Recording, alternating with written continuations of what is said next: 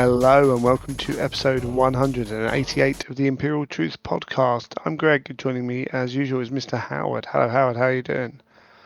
I'm all right, Greg. How are you doing? It's a funny time at the moment, but it's all good in general. All good in general. Yeah, it's this one's coming out late again, but that's illness. It's internet outages. It's been a weird one, and there's lots of strange, is the nicest way to put it, stuff going on in the world at the moment. Hey ho, what can we do? You Not a say lot. about feeling a bit under the weather. The picking up my son from nursery and the guy handing him over saying, "Oh yeah, here they've all got something here. It's like a plague pit." Yeah. Oh, that's not. You're not a Warhammer player. That's just a phrase you come up with. You're like, yeah, okay. Welcome to the colder months again. I'm like, yeah, great. But anyway, that's not what we're here to talk about. We're here to talk about fun things, fun models and games and fantasy worlds. Something like that, right? It's all good. It's all good. So yes, we are here to talk about that. Before we go any further, Element Games for all your hobby needs, for your paints, all your airbrushes, your tools, your models, your board games, your card games, your carry cases, your basic needs in terms of glue and templates and tokens and whatever you need. Stuff that lets us do what we do. Indeed, and you can support the podcast by going through our link with Element, and we get a little kickback, and it helps pay the bills, and it's all good. It's all gravy. Absolutely. So yeah, and then we have some another little thing going on. Do you want to bring us that news? Yeah, it's a new one. Particularly as we're going to be talking. Well, we always talk all things heresy, but we might do a little bit of chat about Titanicus. We have a new affiliate that we've had conversations with. I've had dealings with BattleBling for a while. So our friends at BattleBling, Johnny at the BattleBling store, or Johnny's, I should say, at the BattleBling store.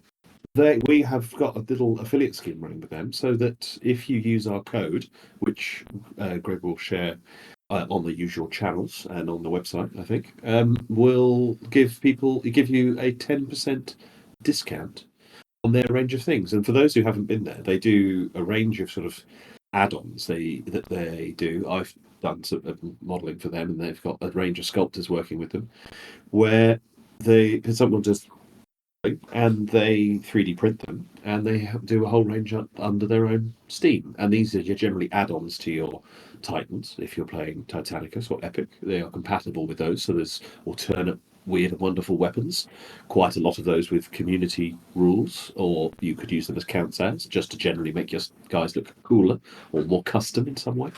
But they also have a relatively new range of Age of Darkness stuff as well. So alternative weapons packs, shield packs, things to customize that. And that's true also with epic scale things like knights and things. You can have banners, custom nameplates. They do all the sort of things that you see people out there putting on their models and bases and things. They probably do it. So worth a little look. Indeedly doodly, yeah. I'll try and put that link out there. Wonderful stuff. So, in amongst well, before we go too far, speaking of the other thing we have is we've got that affiliate link with the Joy Toy. Oh yes, well yeah, absolutely. And the reason I mentioned that is because you're going to look at that because there's some. Well, you'll do that when the we'll news. go there. Yeah, indeed. But we have that link as well. Excuse me, there'll be coughs and various things from me. The throat is struggling a little bit. So, Howard, have you been doing any hobby? Since we last spoke, painfully little. There was the Mechanicum box set, which I've done a bit more on now. This is the Legions Imperialis Mechanicum box set because they are the new faction in town. So I've been putting some more metallic red down on those guys. Haven't got them very far.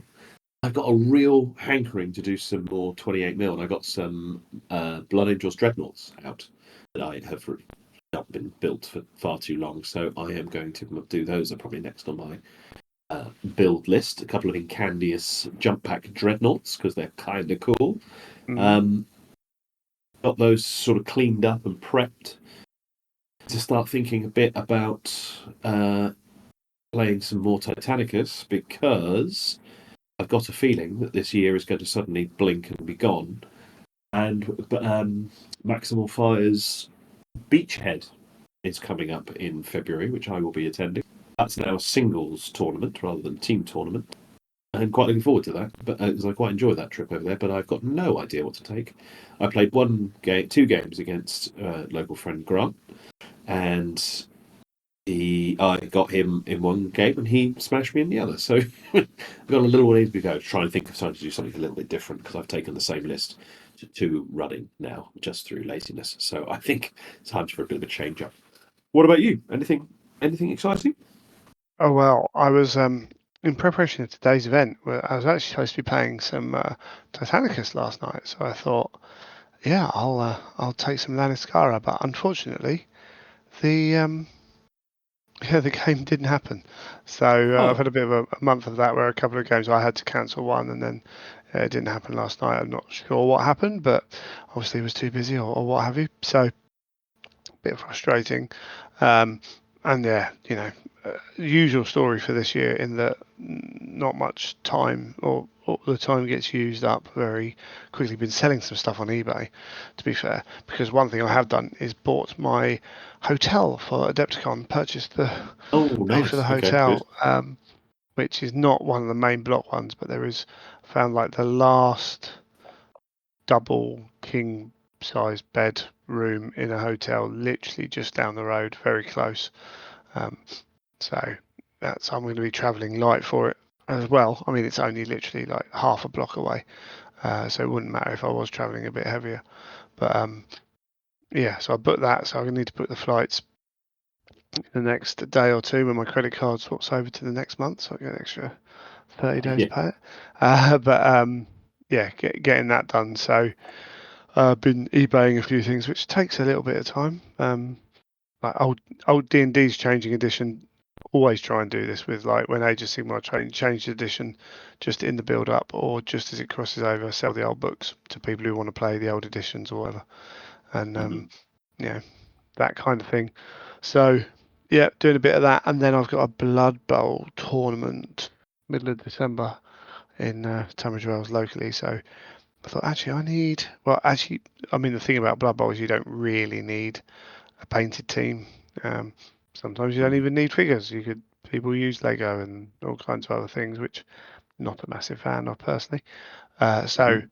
I've got some orcs that I'm slowly painting up for that, and that's been about it, Okay. unfortunately, for me. I did play, actually, tell a lie, I did play a game of Heresy against Max Oh, at the hello. club. Indeed, took some Space Wolves out for a little spin. It's been a while since I played, been a while since he played. He bought some Custodes with some, Custodes with Imperial Fist allies, and we were just like, okay, cool. I forgot to bring the latest book with the new missions, so we just played like the last mission that he had played, which is essentially one objective in the middle of the board, which Mhm. is always a good one for Custodes to have one place to run to. But Yeah. yeah, we need to sort the terrain out at the club. I've probably talked about this before, but we've got a lot of 40k terrain where people go, oh yeah, the whole bottom floor is blocked off, and if you do that in Heresy, there's a huge swathe of the board you then can't see through. But if it's all open, then it's not much proper cover, like line of sight blocking cover. But Mhm. so like my Scorpius died turn one when it shot a heavy support squad of 10 las cannons, but that was the reaction used, so the Leviathan with double storm cannon could rip apart the rest of the squad, and I could finish that off. Um, but the Custodes, I just didn't quite have the right guns or the right dice to finish them off, and the Space Wolves in combat did the thing that can happen with Space Wolves, where they can run in and not roll terribly badly, but not, just slightly off, and lose combat by a couple and get absolutely reamed. Did kill one squad of Custodians, didn't really hurt the other one, and their dreadnoughts didn't really hurt. My storm cannons, which were on fire for turn one, then then really let me down for the rest of the game. But Max played a good game. It was good fun. It was just a case of like get back into it, see what can happen. Sounds like quite a good game. Sounds Yeah, like it you're was. I mean, backwards and Max forwards won with it. fairly convincingly in the end. I took I knew what I was playing. I've got some Vindicators out, and I thought actually no, because I was tempted to put two Vindicators in a squad. It's something I kind of want to do for Heresy. Like people don't rate them very much, but they can kill stuff. You know, Mm. so and particularly I thought, oh, actually it's a little bit bringing it against Custodes where they are doubling them out and makes a big difference if you've got some strength 10 weapons. Except for my Contempt of Dreadnought, which really couldn't roll that well to hit, but these things happen. Did well enough Yeah. to be fair. But I'm quite impressed. You managed to get in quite regular games, don't you? And you're going I'm up there every every week. That's Tuesdays. Not yeah. every week. Okay, that's Well, cool no, though. You get I that go in. every I wish week I if I could. can. Hmm. Yeah, yeah. It was the kind of one deal breaker thing. you know, you know what it's like when you get together. It's like Tuesdays and my nights. And Yeah. obviously, if something's happening here, I won't do it. But Emma's very kind in letting me go up there almost every week. I mean, I'm chairman of the club as well, and have been for quite a while. Um, she does her things, but it does take me out for most of the evening, so it's good of her to let me do it. Maybe she knows how miserable I'll be if I. I mean, one thing is, I don't know what it's like for you. I mean, I live in a small town in East Sussex. Most of my friends live in Tunbridge Wells, and that's 35 minute drive depending on traffic. Hmm. So and none of them. And there's another friend, 35 minutes in another direction, and there's other people 20 odd minutes in another direction. There's no one really in town anymore. Like the school friends I was friends with, one works for CERN on the Hadron Collider. He lives out in Switzerland. One one lives in California working for Meta. Hmm. We don't see each other. One lives in New Zealand. Like, that friendship group kind of dissipated all around the world and stuff. So my friendship group is gamers, almost exclusively. And Yeah. since I Okay. stopped playing sport as well, like the sport friends were never like the real close friends. They're people I like and will talk to. But so my friends are all gaming, so it's either online or it's the Tuesday nights. So without the club, it's like you're almost in danger of not seeing anyone sometimes. Yeah. Yeah. Okay. Yeah. So for me, it can be quite an important thing. So, but Emma's aware of that, bless her. And Oh, that's nice. It's nice that you can build that in like that. I think that's a good thing to do. It makes quite a difference. I mean, particularly ability to play campaigns and things. I mean, oh I've well, thought uh, about the idea of potentially doing that if you were mm, playing Necromunda or Blood Bowl or doing the oh 40. What's the 40k one called? Not Combat Crusade. Control. Crusade. That's it. Yeah, well, it would Yeah. be lovely if our group was that way inclined. But I mean, back in the day, so our club was primarily built as a Warhammer Fantasy club. There were a few of us who played fantasy a lot, and we were like, yeah, we'll build it. And almost everyone at the club played fantasy, and we were going to a lot of tournaments, and we had leagues at the club and stuff. But now it's primarily 40k with bits of other stuff. Few Old World, few Age of Sigmar, couple of Heresy, all that kind of thing. But it's 40k has a cup and a league that gets run, and we tried a Necromunda campaign, and the people are slightly Necromunda. You cannot play it competitively; it just falls apart. Um, you have to kind of be a bit sensible with it, or have rules put into it to do it. That kind of thing. So it's Mm. not necessarily that kind of group, which is a bit of a shame. You have to be very picky about who you include in a not in a bad way. It's just a different styles, like a gameplay. Like there's the 40k lot. I'll play a handful of the guys.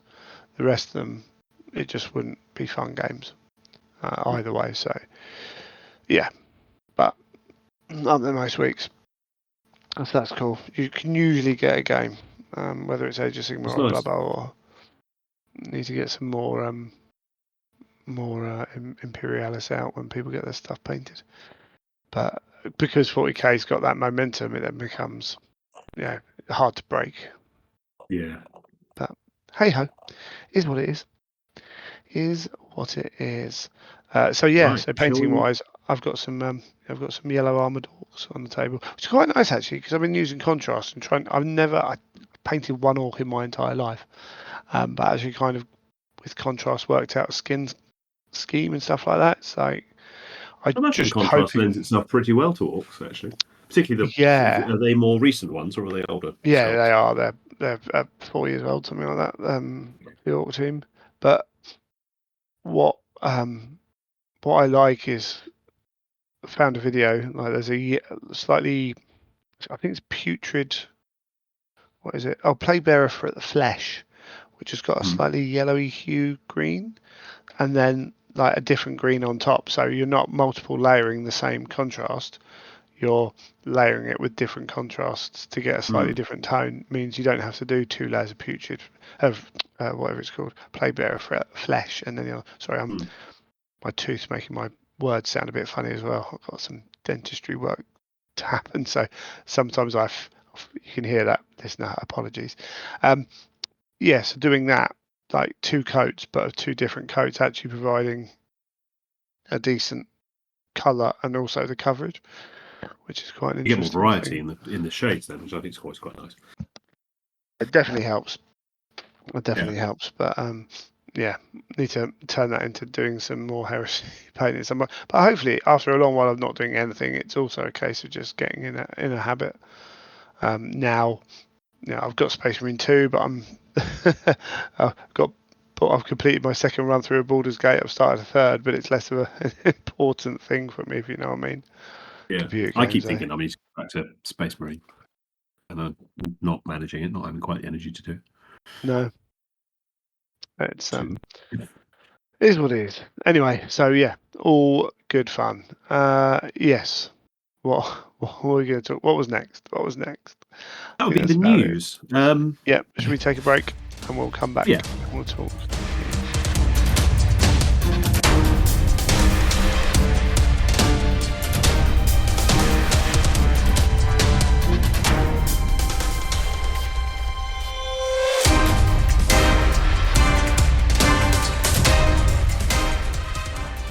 Been a quiet month, hasn't it? Apart from obviously It the release has. to Legions Imperialis, but we've Yeah, well, had that obviously. was huge, but we that was suitably significant that we've already covered it. Um, I've noticed a bit of a slowdown in Warcom in Yes. general. I have no idea why that is. It's just been one of those things. I'm sure. It just seems to have been a bit of slowdown. There was a point where they were hammering out 2 or 3 or 4 articles a day, covering all the different game systems. That seems to have really slowed down. But we've this October in particular seems to have been a real. We've missed. I Dearth mean, of there's been a gap of 2 weeks of Heresy Thursday. Not that we were yes. promised, not that it was promised that it would be every week, but one had become to rely or expect that to be the case, and that isn't the case. So hopefully we'll see that return. But using the handy new feature of the Warhammer Community website to Well, select specific game systems, in October we only have a single article well, for well. the Age of Darkness. No, we have Hmm. 3, 4, but they're not. They're just not October. big ones. Yeah. Um, yeah. I'm Are you looking. sure? Anyway, yeah, you must be. Yeah. Well, yeah. So, but the problem is they're not what you want as articles. So, I see. yeah. Excuse me. I think we may be in that lull where they're not going to overload releases Yeah, and things at the moment in the build up to getting the Christmas boxes out, making sure they got stock for Christmas. So maybe that's yeah. slowed things down. The Heresy one, I mean, basically weapons. Like, it's not a lot, is it? It's a good Not, pack though. however, It's a good pack. hell of a good pack. Universally acclaimed. I haven't seen anyone give any particularly negative views, other than it's of a surprise they didn't show more models with different weapons in it. But the kit itself Yeah. looks great. Um, yeah, I'm quite looking forward to get my hands on that. The At the time it only took, thing, whatever, but it's pretty cool. the only thing I've seen is all the combat weapons are right hand unless they're two handed. All the pistols are left hand, which is a common. Yeah, I did just wish there'd be a bit of a mix up in that, to be honest. But yeah. yeah, Slightly it is. surprised at the variety of weapons. I didn't expect to see power lances and things like that in there. No, it's Um, good because at least you can get, mind you, if you want a squad of 5 dudes for power lances, you got to get 3 boxes. I know you can do yeah, swaps and things like that, but that leaves you with a lot of weapons that you might not want, I don't need, know. I what have think you. I think you could end up using quite a lot of that. You Yeah, could. 3 boxes. 3 boxes is a lot. I agree.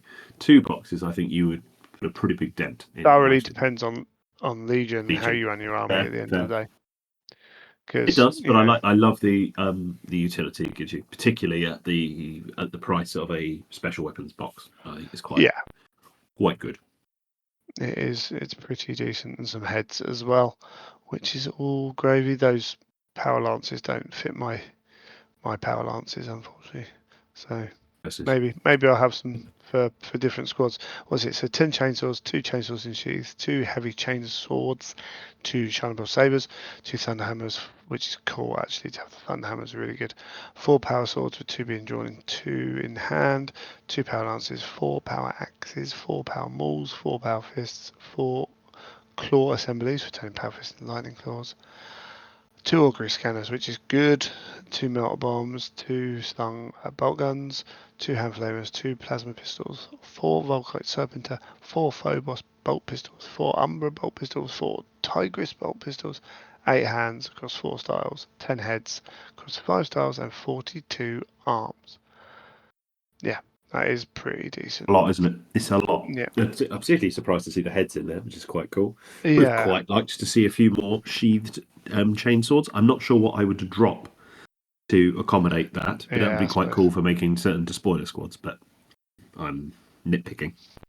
Yeah, I like the augury scanner because you should be showing them on your models. And I don't think that happens very often. Uh, Mm. Partly because if you haven't got older kits, you might not necessarily have more than the one you get in the tack box or what have you. Yeah, yeah. So yeah, all good to see. The only other one, so the other ones we got in October, the Solar Auxilia Heraldry of Honor Part 4, which A lot of people seem to criticise that. I was quite pleased to see that. I quite like these heraldry things, and more importantly, it was the first time that we've ever seen a colour scheme for the Saturnine Rams. right, yeah, I think again there's a it's it's not what those people want. They want Yeah, color plates from old black books. They think this is cartoony. They don't think this is particularly worthwhile. Whereas actually, if you look at fantasy players, heraldry of the Empire, Skaven, did they do Bretonnians? There's 3 or 4 books they did. And they were done in this style, and it's very clear. It's very simple. It's very straightforward. It does a different job, but it does it pretty well.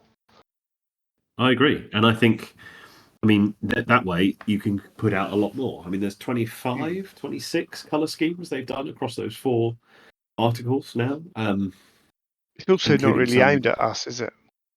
Like the veteran. No, but that said, I That find is, it useful. I mean, yeah, the Solar but we're Auxilia not. are so under kind of prescribed. I don't. I would much rather have 25, 26 colour plates than I would have 10 where someone's agonised over those. Yeah, Um, again, Adding an extra level of shading, and also those tanks look bloody good. I mean, yeah. the tanks look It's okay of that it's one sort of of those things. nature, less of that It's not. illustration look. We're not the prime audience for these. Doesn't mean we aren't an audience for them, but we're not the prime Mm. audience for these. I think a lot of it's frustration that it takes up a space of another heresy article. But if they're not going to show you another heresy article anyway, then it doesn't matter. Like I Yeah. think they all, I think it's always the thought of, oh, you've done this, which means we're not getting that, and it's like, well, no, like you weren't Well, there's getting also that this. anyway, or you are getting There's that as this well. It's irrelevant. agreed, and there's a presumption there that every Heresy Thursday will be model, a new model or kit, and I Yeah, don't think it has to be that. I mean, it'd be quite cool to get this and have this as a random article, and then also have Heresy Thursday something else. But that's just well, I just want more. I don't mind this. I certainly wasn't. I was keen. I always like seeing the color schemes, particularly of something that's lesser explored, like the Solar Auxilia. And then to see a scheme which I thought was baffling, that the Saturnine Rams are one of the most mentioned and referenced of the Solar Auxilia cohorts in loads of the books in different ways, in the source books and the campaign books. not so much the novels, and that they hadn't ever had a colour scheme. I'm not sure they'd even been described. They're on all the transfer sheets. It was loads here that featured on the transfer sheets, and it was only you'd get a model ish, maybe painted. That was all you had to go for as a reference colour scheme. I just think these are cool to expand your colour Yeah, scheme. for sure. I pore over this sort of stuff when you're getting new models and kits and things. I'm personally a fan, as you can tell, but like I appreciate not everyone is of these sorts of Bless things. him. Bless him. Easily And then, amused, apparently. yeah, the other article was the Joy Toy stuff. So, Aha, right, gotcha. Sanguinius, That's a cool kit. looking That's a rather cool model. glorious. Yeah, with plenty of weapons choices. A little stand so we can fly. Bless him.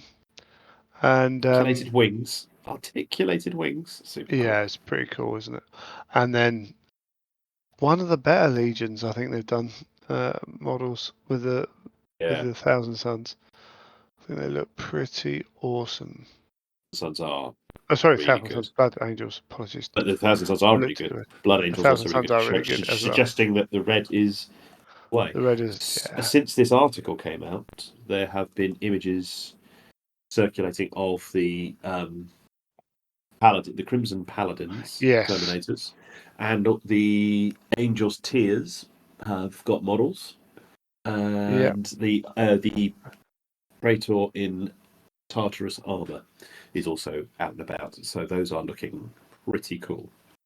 Particularly the Crimson Paladins look very, very good. Yeah, Sanguinius. The fact they've released Sanguinius has made it awfully tempting to have a Sanguinius and a Horus. I sure, don't yeah, personally; these don't personally appeal a great deal, but suddenly those two are yeah, appealing. yeah. I'm not jumping on having hundreds of them, but I No, am. I want Russ at some point, um, and the odd model I will kind of want. As I've said before, and again, obviously, if you want to take part in the organised game of whatever it is, I can't remember what the Facebook page is called now, where they are playing, Heresy with big models, then you can always jump on that as well. But they're kind of cool. They're kind of cool. they Yeah, are. I didn't They are. realise I mean, how. Carry on. particularly for people who are keen and have a sort of a whole hobby of collecting the sort of action figure type things, and Mm. that's almost a hobby in and of itself. Oh, big time. People do that. It absolutely, that would appeal hugely. For me, I still prefer the kits. Oh yeah, That yeah, I was always going to put the resources into that. I mean, it's not a question of either or, is it? That's not what it's about. But it's those. I sort of think, well, what am I going to do with those? I've got to. I'll put them on. Will I put them on the shelf? I'm not sure. I would. I don't display things like that personally. However, Sanguinius and Horus have somewhat weakened that resolve. They do yeah, look quite cool. yeah. I think I would have. Again, I've got Ragnar in the garage in the play area, and I I'd have be found tempted myself by it. using. I have found myself using them for color references. I was painting Sure, yeah, Abaddon that's quite a good the idea other actually. day. I was using painting Abaddon the other day and realised that I mean, they did have a paint scheme, but it was quite an old one. And then these much larger models with some very good photography. You're like, oh, actually, that's Of a really handy color of reference. yeah, of multiple angles as well. Exactly. Well, they got Yeah, no, that's a 360s on really the website. good idea. Yeah, that is a good idea. That is might have to use it Very handy. going forwards. Very handy for that. Mm. Awesome. And then we did have some. Obviously, we had the book come out for the Dark Mechanicum for Legions Did. Imperialis, and a little bit of a look into some of the community paint schemes and things, which I thought were pretty cool. We talked a little bit about that last step, didn't we? Did. We did. But I there did are think that some. the little diorama in particular was the strongest there. Gutted I didn't Yeah, manage to get the stuff together, but they are quite the challenging build. You want to put enough time to put them together. But I would say they're some of the most detailed Legions models, and that's saying something. Um, that I they've done, did particularly the see. infantry. Did see Darren from the. Oh, here we go. Not feeling great. My memory's already going. It's going to be worse than last week. From the Age of Darkness podcast, he was building some of the tanks and was putting the guns on whilst the parts were still on the sprue, Hmm. which is like, oh, that's an interesting way of doing it. Might be worth considering some of the smaller parts. Yeah, As which an idea. there are many, particularly Yeah, the robots, the automata. Goodness me, they are. You've got ammo belts and power lines and cables and things that are. You definitely want a sharp pair of clippers for this. yeah, that's super cool. Quite Super rewarding though cool. once you get them done. And still, I repeat my statement. I think that book is a bit of a beast. I think they've done quite a good job with that book. Yeah, no, it's definitely interesting. What we have had recently, so I can't remember if we talked about this on the show or not. Some rumours about a third ed We haven't uh, touched on this. I think we've on left the that to show. others. Yeah, and generally I will. Um, I don't know if a third edition's coming. I don't think that GW necessarily have to fill the fallow year from 40k and Age of Sigmar No, with Heresy. Uh, does that mean I would put my house on them not releasing it? No. Also, um, there was some talk about a trailer coming up in January about it. Would be highly unusual for Games Workshop. I think a release, an edition release, if they were going to do it in the summer, generally would be Adepticon. Um, you know, I don't think it's worth getting overly concerned about either. Like I've seen some people, be a bit like, oh, what's going on? What are we going to do if the new edition comes out? What are we going to do if we don't like it? It's like, well, let's see if it happens first, and if it does happen, uh, then maybe look at it and see if you like it. I think if it were to happen, and the nature of the rumours make me think that something is perhaps being worked on. Timeline is so impossible to even speculation almost seems pointless. I think it could be at almost any point, particularly given the timescales that they are working to and the juggling of release schedules. I mean, it could all be ready and then they postpone it for 6 months, a year, whatever. I think if they were to do it, and even listening to the rumours, I think it would be. It's not an edition change. No, Obviously, it's nothing like the edition change we saw going from 1 to version 2. It would be a tightening up type of thing. I think it would be a new rule book, and that would be it. I don't see it being right. Let's rewrite all the Liber books. I mean, that would be crazy. I don't think they would be doing anything like that level. I could see maybe a tweaking. People would probably refer to it as a sort of 2.5 or something like that. Like a tweaked rulebook and a heavy FAQ. I could see that being feasible based on the way the rumours are talking about. I wouldn't see it being a wholesale change. no. Do you think it needs it? I mean, there are games. Probably do we mention it every episode? Second edition of AT when that would be great. Not essential because it's still arguably one of their best games, but would be quite cool to have as a refresh, as a tightening up of the rule system. Oh, Does Heresy need it? yeah. In the Yeah. same manner Okay. that it needs a tightening up of the rule set. I think Mm. there's quite large FAQs that don't cover everything. I would like to see some rebalancing around. If you look at things like Deep Strike and how it interacts with Interceptor, there's a fine balance there. So Mm. some which aren't isn't fixed by changing one line. Fair. Then I think you can potentially you could do a lot around that. What it is and how it works and how you make it work is a very different story. But I see people like full deep striking's always been a little bit of rock paper scissors anyway. Feels it Mm. very much now with the ability to charge out. It's it's cool. I'm going to charge you, and if it works, or if I pin you and it works, and you don't get to shoot me, then I'm going to do really well. Or if you get to fire 4 squads into my one, main unit, and then handle the rest. But who knows? But the one interesting thing for me, which made me kind of pause a little bit, was the lacking roadmap shown, which was quite sparse. Yes. And again, you could read a lot into that, and that doesn't necessarily mean things happening. As I said, I wouldn't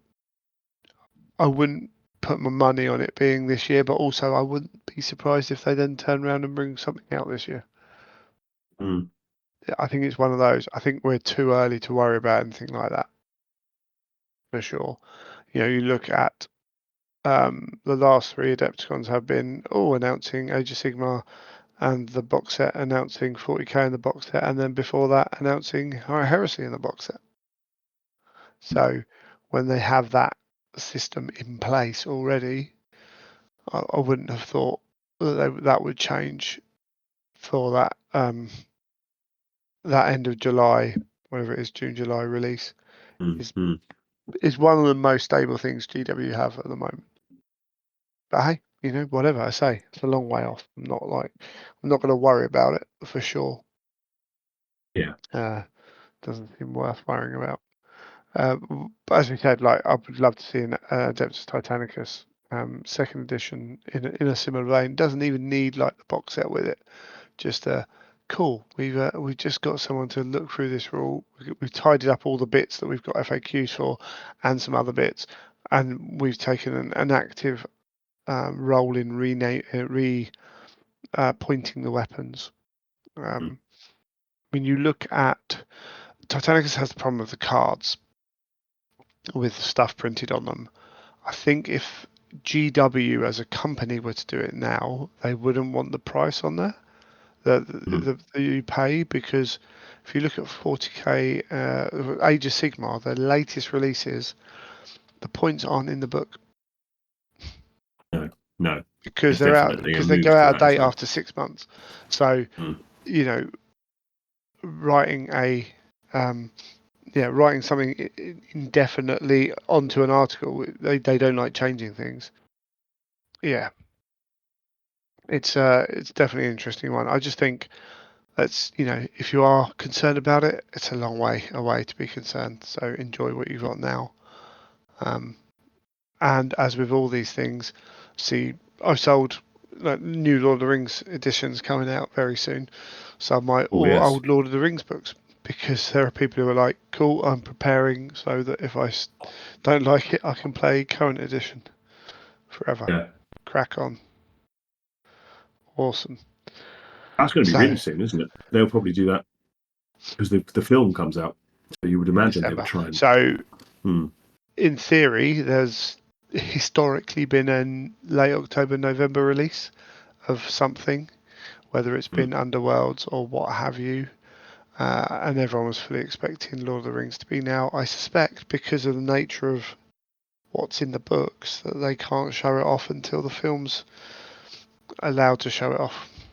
Yeah. So I think it's probably got to be tied to the film release, which is early mid-December. So I suspect we're not going to get it till then, which would be an interesting release for GW actually. Someone made a point. I was watching. I think it was Louise made the point that it's, if you want to get the most information about that film, like characters, what do they look like, who are they, etc., we're actually arguably sharing the most about that film of anyone. Exactly. That's exactly what I mean. Surprising. Yeah, exactly. Surprising that it's coming out that way. So up front rather than after the event. Yeah. So interesting times for sure. It is for that. Okay. Well, that's kind of all the news, I think, isn't it? I think so. Sadly. There's probably something else I had to say, but I can't remember it, so let's move on.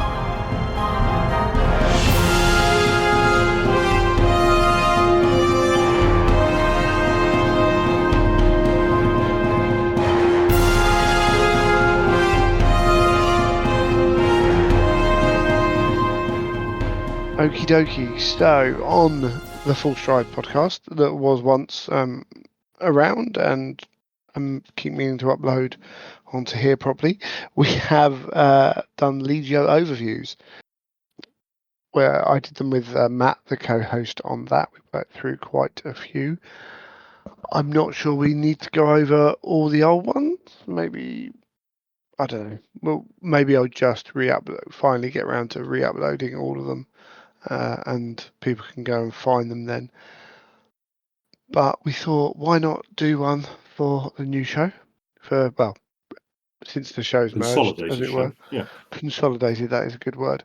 So yeah, Legio Laniaskara was a choice because I knew it was one we hadn't done before without looking it up. I'm sure we haven't done it. So certainly reading this, I haven't read this information in a while. So it was a nice little reminder of the Legio and their background and what they do as well in Titanicus because I've never played them. So yeah, have you ever played against Laniaskara? I have not. I have watched a game. Right. The game where they took part. I mentioned Johnny of the Battle Bing store earlier in the show. He did a Corsair Maniple course Right. of Yeah. Laniaskara Titans and watched them go to town.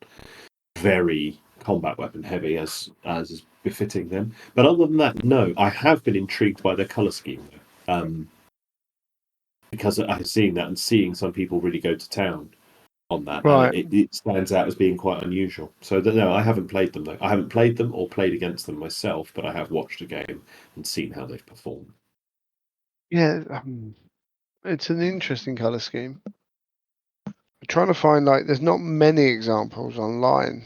If you Very just few, very few. uh, if you just kind of throw it into Google to try and find out.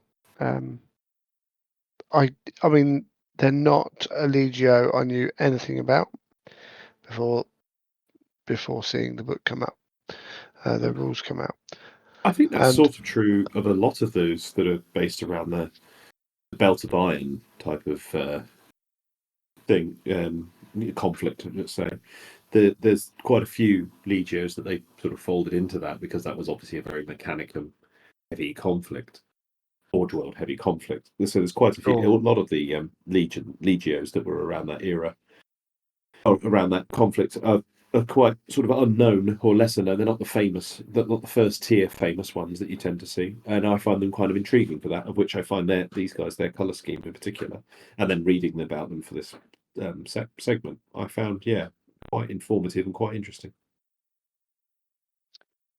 Yeah, for Yeah. sure. They're quite. I'm surprised I haven't seen more about them since they've kind of been out. Actually, uh, I must admit I'm not overly inspired by the paint scheme. Well, maybe we'll talk about that as we go through it. But some of those, you're right. But some of those Legios, in terms of those Legios, are newer. But some of them have got the cooler names, the names that have been mentioned. And Mm. I mean, the Impalers is a cool name, but not necessarily, as you say, even kind of come across it very often. So yes, there we go. Legio Laniaskara, as I said, the Impalers, and quite cool. This is why I'm a little bit surprised that we haven't seen some more fun around them. So Mm. essentially, the world upon which they were given as a Forge world, which is what's it called again? It's Valia Maximal. Yes, Uh, that's right. has colonized twice. Once during the age of technology, and then later on, trying to remember exactly when it was. Yeah, like 2 millennia apart, two different kind of seedings. But the world changed quite a lot in that time. So you started off with these. They came across this world, which had these techno cults on it, and who are almost ripe for the plucking to be joined in with the Mechanicum. Just Mm. needed their Mm. leadership out of the way. Once that was done, it was like all the plebs were like, "Yep, I'm down with this. We're Yeah. basically already there. So come along. Yeah, get rid of the leaders. Don't need them. They've not been great for us. And you can come here and take over, and that's fine. And then Laniaskara obviously coming in as part of that. There's a brilliant box out of that in the background in the Legio, in the Traitor Legio book, about that, about the setup and about the sort of theology almost that is there. They're venerating. That was it called the Enlightened One, I think it is. This sort of Yeah, aspect, if you like, of the machine god, and those who have knowledge of machinery and can make things work are seen as these sort of acolytes that are praised, and the more knowledge you have, the better. And then it said that their whole society is revolving around these guys guarding their secrets jealously and only meting out little bits of information where they can. They said, funnily enough, that was fairly close. A pretty good approximation of when the Mechanicum turned up. It was yeah, a pretty good fit, exactly as you said. The way they phrased it, I thought was quite funny. But yeah, it was um, quite a setup. cool Yeah, but background for a lesser known region. yeah, but it kind of got cooler because the reason they came back here and had marked it out was because it was like a green, verdant, abundant with materials, and they're like perfect. And then when they got there, it's like caustic seas, rad storms Yeah, going on everywhere. it's a hell Uh, world. Yeah, yeah, it's a death world. It's a proper death world with also like fauna and flora that are out to get you. And they're like, yeah, this is not what we thought we were coming to. yeah. But hey ho, this is the Imperium, so we'll take it. We'll make the most of it.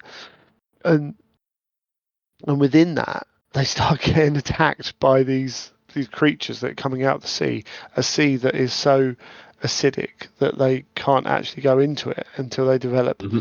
their own armor plates to protect them against it. And then all of a sudden, you're doing what's the you're fighting Godzilla. Yeah, And you're fighting kaiju. Yeah, kaiju. kaiju. Yeah, what was that film? The two that film that Pacific Rim. Pacific Rim. Yeah, it's basically some Pacific Rim stuff going on for most of their backstory.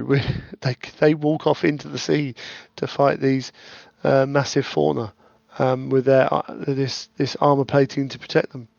Um, and then you think, wow, that's pretty cool. And then you find out that actually it was a collaborative Xenos race / human society. The world this way. It's like, what is Yeah, going they were on sort of here? terraforming it. Yeah, Yeah, it's like this is what we you wanted. know, you're like, all Now, right, Tyranids. Yeah, chill out. now, please go away. Yeah, Meteor Conclave they were called. It's meteorologists and gene rights created this world, this planet this way. And okay, cool. You found it, fine, whatever. Now you leave. And the Imperium are like, no. It's like, cool, we'll attack you.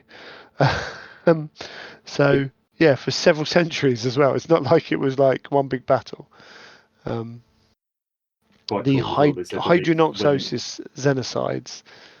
which is cool. Uh, That is a little pocket empire almost that has come along and gone, no, no, this is ours. And they go, yeah, I don't think so, and sort of knocked them back out again. I thought it was quite cool as well when the Mechanicum turned up with their yeah, recolonization fleet, and they've turned up and gone, right, guys, you're with us now. And the Legio that was there went, no, I don't think so. This is part of the Great Crusade. They're like, no, we're going to show these guys we're a very aggressive Legio. We're going to give you a damn good kicking. And so they go in really aggressive. Quite misunderstanding what the Imperium is. The Imperium said, oh, right, okay. And so absolutely unleashes hell, including a whole other type of Legio and rather humbles Valley Maximal. Where it leads quite the bad taste in their mouth after that, and it leaves them pretty ripe for turning traitor. yeah. I was going to say, they're in instinctive reaction to someone stepping foot on the planet is to attack them. So they attack Legio Astarum and the Raven Guard, the 114th Expeditionary Fleet. Yeah, these guys are quite prepped to go traitor and do immediately that Horus basically asked them to. And the first thing they do is just mosey on over to Greyer. I was like, yep, we're going to start to try and We're going to back settle on to that you. score. Thank you very much. Cheers. Yeah. I said by the end of the heresy, they've basically just torn each other apart a little bit. The Morning Stars completely bled. But yeah, that's them basically. So massively aggressive fight with Legio Starum, fighting kaiju for the whole time they were there, sometimes in the sea. This techno It's cool. kind of this primed world ready to take over. That is all pretty funky actually. I can't remember reading this the first time round. There are But parts in it that there are significant parts in it that I just sort of skipped over. I remember them being aggressive, but I missed some of what they were pointing out, and you're like, actually, the setup for these guys is cool. Even While we were speaking, I've just been looking at some of the color schemes out there. Looking if you type in Laniaskara into Instagram, you get some good examples in there of people experimenting with different things, and you get these cool because they've got these quite. I'm not sure tribal's the right word, but they've got these markings on them that are shown in a couple of the color plates, which people have fun with. A couple of the painters I would call out in particular have done some really nice takes on it. There's quite a lot of people using a sort of metallic scheme, a sort of candy scheme, but dulling that down a little bit. There's Dark Rust Miniatures do some very cool examples of what Laniaskara can be. Very aggressive looking and highly converted Titans, including a brilliant double buzzsaw chain fist Reaver going absolutely crazy, charging into people. But the most sort of out of there version is by the Pretzel Paint Studios, who's got what I could only describe as a flying Reaver. They've used what is it called? What are the fish elves in Age of Sigmar called? I don't Oh know. dear. I don't know. Idoneth. How can I forget that? Their sort of avatar-like character that is riding a giant wave as a cape, if you like. He's used that as a basis and has a Reaver kind of coming out of a giant earth wave, really playing on that oceanic theme. It's pretty bonkers. So yeah, we're holding a giant Reaver spear as well, which is pretty cool. But there's some nice examples. You could do some really cool modelling as these are done with sort of Right. Well, wading out of the water and stuff. It'd be very cool. before you jump across 3 sections, before we get to that bit, before we You didn't start tell me there talking was an about order. paint. There Well, I was an order mean, to this surely stuff. you listen to Full Stride and you know there's a system. A long time ago, Rick. A long time ago. Yeah. So just wanted to look at what kind of made me like weep a little bit because I'm not sure when we're going to get it, but there was mention of the Punisher class god engines Oh for yeah, range yeah, yeah, yeah. support in the material strength section. It's like, oh, give me new Titans and give me a Titan properly between a Reaver and a Warhound. Like, give me that scale, that in between scale Titan. But what Cool. again, just adding to the story, what I do like is like, uh, according to the analysis of their deployment during the Cataclysm of Iron, they had more Primus. They had several dozen more Titans than we thought they did, Yeah. which is a classic bad boy trope, Surprise. which Yeah. I like. I really like that about them. That's super cool. Yeah, the So, fact that they had a lot and then said, no, you've knocked us way down there, we're fine. yeah. Except for these secret bases that we've got. So the next thing we move to, after looking at the background, is the rules. So they have 2 traits. They have direct measures. Subtlety is not a concept that exists within the minds of those who serve the Legio Laniaskara. Instead, the Impalers bring the fight to their foe, hunting them down wherever they might hide. Once per round, a single Legio Laniaskara Titan can declare power to locomotors without needing to push its reactor. That's pretty awesome. Your Yeah, Warhounds that is good. particularly struggle with reactor management. Being able to freely move their full boosted speed is pretty good. Even a Reaver, like if you're We'll say. managing your reactor or just trying to avoid rolling a reactor result, on the die, then yeah, it's a nice little thing there. It's not over the top, but it's really useful kind of thing. Yeah, and particularly in perhaps a lighter mana pool, like you said, of a Ferox, or which would sink Uh, these guys down to the ground. You might have your Reaver um, well, really equipped to maximize some of these other rules that are going to be there. You're going to have them with close combat weapons. Being able to push for free with them, so you can keep up with the Warhounds, it's quite a I nice th- thing to be doing with those. I think yeah, it's quite a good utility. You're going to use it a lot. I think the Reaver is the least kind of benefits from it. The least I actually think it's the Warhound and then the Warlord. Although the Mm. Warlord has the big reactor, you might be pushing shields more. You might be having dice on it, guns on it that require more um, reactor rolls or maximal rolls or what have you. And because it's only movement 4, you are wanting to move it quick because the chances are you might have a fist on it or you might be wanting to get up close. So, but yeah, being able to know that one of your titans, you've got a titan in the orange, and you're like, ooh, I can't push it. I don't want to risk going into the red. I can afford to risk being in the orange, or I'm one pip away from orange.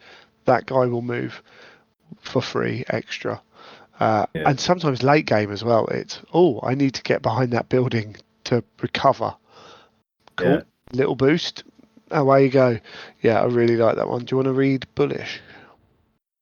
yeah. Let me get the actual one up rather than something else. So bullish.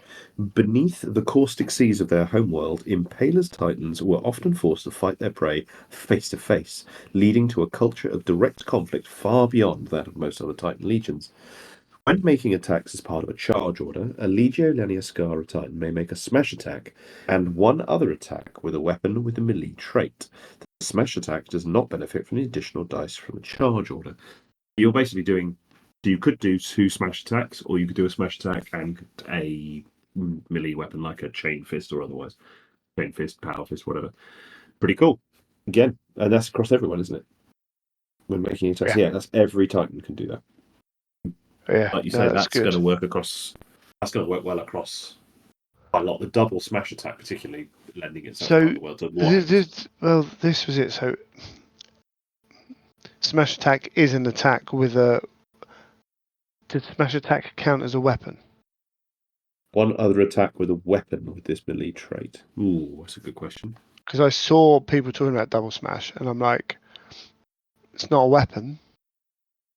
So does that work? Isn't it? I don't know. That's what I'm questioning. It's 'cause it's not a weapon, is it? Like, I mean, it might be classed as a weapon I for mean, that, but it's logic not isn't. technically a weapon. It's not. Warhounds don't Not have. paying points for it, but then you don't pay Yeah, points for and an it's Arctic not. defense cannon either. It's not on their arm. It's not a gun. It's your body hitting someone. So does that class as a weapon? Yeah, it's not in the Titanic weaponry section either. Um, let's try and get to Smash this book and trying to find the right section Yeah, that is is it is a something bit I haven't special for had to that, isn't do it? in a while. Not even going to be. Is it under? Where's it going to be? Where's? It's Probably going to be in a advanced little box. rules. It's going to be in a little box somewhere, isn't it? Yeah, let's have a little look. See, man, look stuff up Yeah, I was going to say two people on the look radio. stuff up. We're Oh both my at it. god. No, I'm struggling. I'm struggling. Um, Page 36. Smash next attacks. page. It has a profile, and under the profile it's weapon smash attack. It has a trait. It has a weapon profile. Right. Okay. Cool. So yeah. So as you found the rule before me, smash attacks to have a weapon profile, uh, which I suppose allow it to be weapons, but they are not weapons. It's like again, we talk about a second edition, little things like Yeah, this, yeah. like would be lovely because that basically the rule just needs to be written better. Um, Yeah. I or mean, the fact that make a the smash trait attack. itself that says make a smash attack and one other attack with a weapon. Exactly. It It's does. not. It sort It's of not implies that the 100% clear. intention. No, it Don't. implies that the intention, but you can't do it based on intention because you've got no idea. No, and I haven't looked up the FAQ, which is the other one. This is like, Yeah, fair point. Yeah. whatever. Probably can, and I think that's the way people play it. Mm. So yeah, but that's cool. Like It's again, to quite your powerful. If it is, it's considerably less powerful if it's not, because it suddenly yeah, eliminates warhounds from being able to use it at all, yes, or having any exactly. benefit from using it. Mm. But quite a cool rule, if on the basis that you can do that, because double smash attacks, albeit only one of them gaining the benefit of the charge order, of which they are rather, Yeah, Laniaskara are rather good at. because I mean, weirdly, you can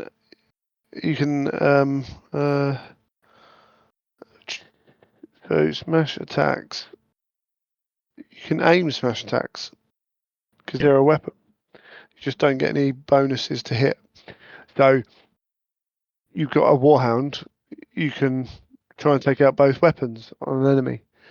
You've got a power fist reaver. You can go in with the power fist, and then you can aim the smash at where you've hit with the fist. Or again, you can try and take out a weapon. Like there's quite a lot you can Mm. be able to do with that. So yeah, it's a cool rule. To get the most of it, you're going to move on to charging stuff, which is useful for makes headless charge really useful. So contrary to the prescribed dictates of the Collegia Titanica, the use of close quarters armaments such as chainfists and Ariok power claws was the norm amongst the Titans of Legio Laniaskara. A favoured tactic of the Impalers was to unleash a spearhead of Reaver Titans armed with short-range weapons upon enemy fortifications, battering down the walls and shattering all attempts to counterattack. So it's a stratagem, one cost, and any Legio Laniaskara player can take it, play at the start of the strategy phase. For the remainder of that phase, each friendly Legio Laniaskara Titan can be issued with a charge order without the need to make a command check. For 1 point, that's pretty good. For one, that's such a good one for 1 point. Two, I think you'd be Yeah, wincing against it. It's a lot, but one feels like, yeah, that's really good. And a lot of the other combat features are looking like we'd love to have that. How many is yeah. it? Sorry, I just wonder how many Titans it affects.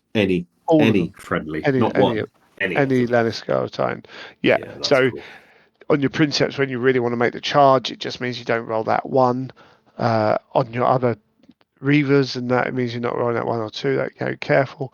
On the warhounds is the big one. Really, if you do need to charge them, um, Mm. it's giving you that extra bit as well. Uh, yeah, it's pretty cool. For The what fact for that it's one not like point. a plus one on command checks or anything. It's the Not fact that it's a flat out. You pass it. also, Good. it's an additional one to the base stratagem for charging as well. Mm. Or Mm. is it on 2 ups? It's been a long while since I even looked at multiple charging times. But Mm. it means you can use one turn, one another turn Mm. as well, which is pretty huge. So and because again you might be facing, if people are taking Vox Black out in their hand, they might be saving it because they know that Aniskara want to charge. Might be saving it for that one turn. Means they've got to use it, and then you could draw it out Teasing potentially out a if you don't need teasing to out ring. a 3 point strat Mm. for a 1 point stratagem is that's And quite then a that's following it quite a up with the reasonable other one. exchange. Yeah, Yeah. using one or the other, and then following it up with the next one. Mm. It's not ideal if someone stops all your charges, but you've got to make the most of that. So Yeah. that's cool. That's cool. Do you So want they've to take got the two war gear traits. We've got the two traits. One Legio strat? specific stratagem, and then one war gear, the Mordantized Ceramite. The most notable achievement of Valia Maximal was their specialized knowledge in the development of treated alloy plating that proved highly resistant to plasma burns and corrosive substances.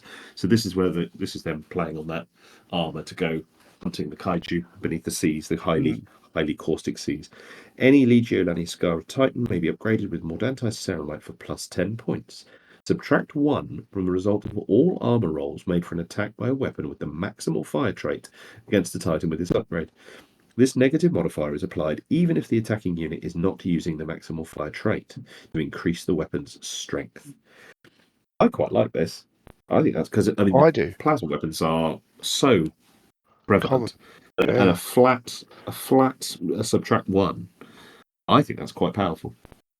Again, for I think for a warlord, it's meaning they're really struggling. If not, they can't crit you in the important places.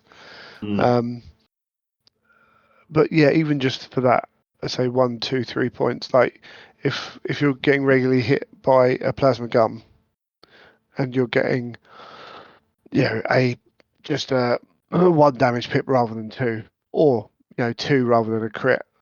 Even if it's not the low level, if you're not taking any damage, that is a big reduction for 10 points for a warlord. I I'm think that's chucking that pointed on quite every well. time Yeah, I think that's pointed quite well as well. It's because a nice yeah, value. If it was more, then yeah, you'd be hesitating. If there and was a also downside, I'd be hesitating, but there isn't. yeah. Mm. But do you want every warhound to have it because it's 10 points on every model? Yeah, So yeah, okay. it's I like it. As far as some of the war gear is really good, some of the war gear is not so good. I think this one's pretty well done. Yeah, I Um, agree. Groovy. So personal traits. Cruel. The Princeps has no pity for weaklings. Unworthy foes are swiftly crushed underfoot with little thought given to honour or mercy.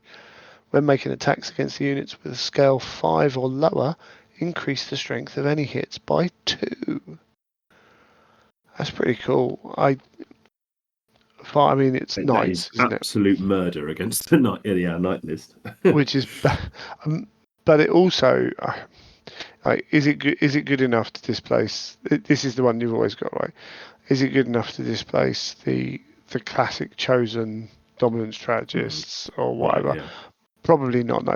If you know you've got a knight heavy meta, and it's not just knight legios, it's taking out those three um, lancers that are Yeah, yeah. causing problems. Because again, an important thing is if I've got three lancers in a list, I'm hiding them and just making sure they're in a space where the turn you want to charge, the lancers can either counter charge or actually can charge out first to block a charge, that kind of thing.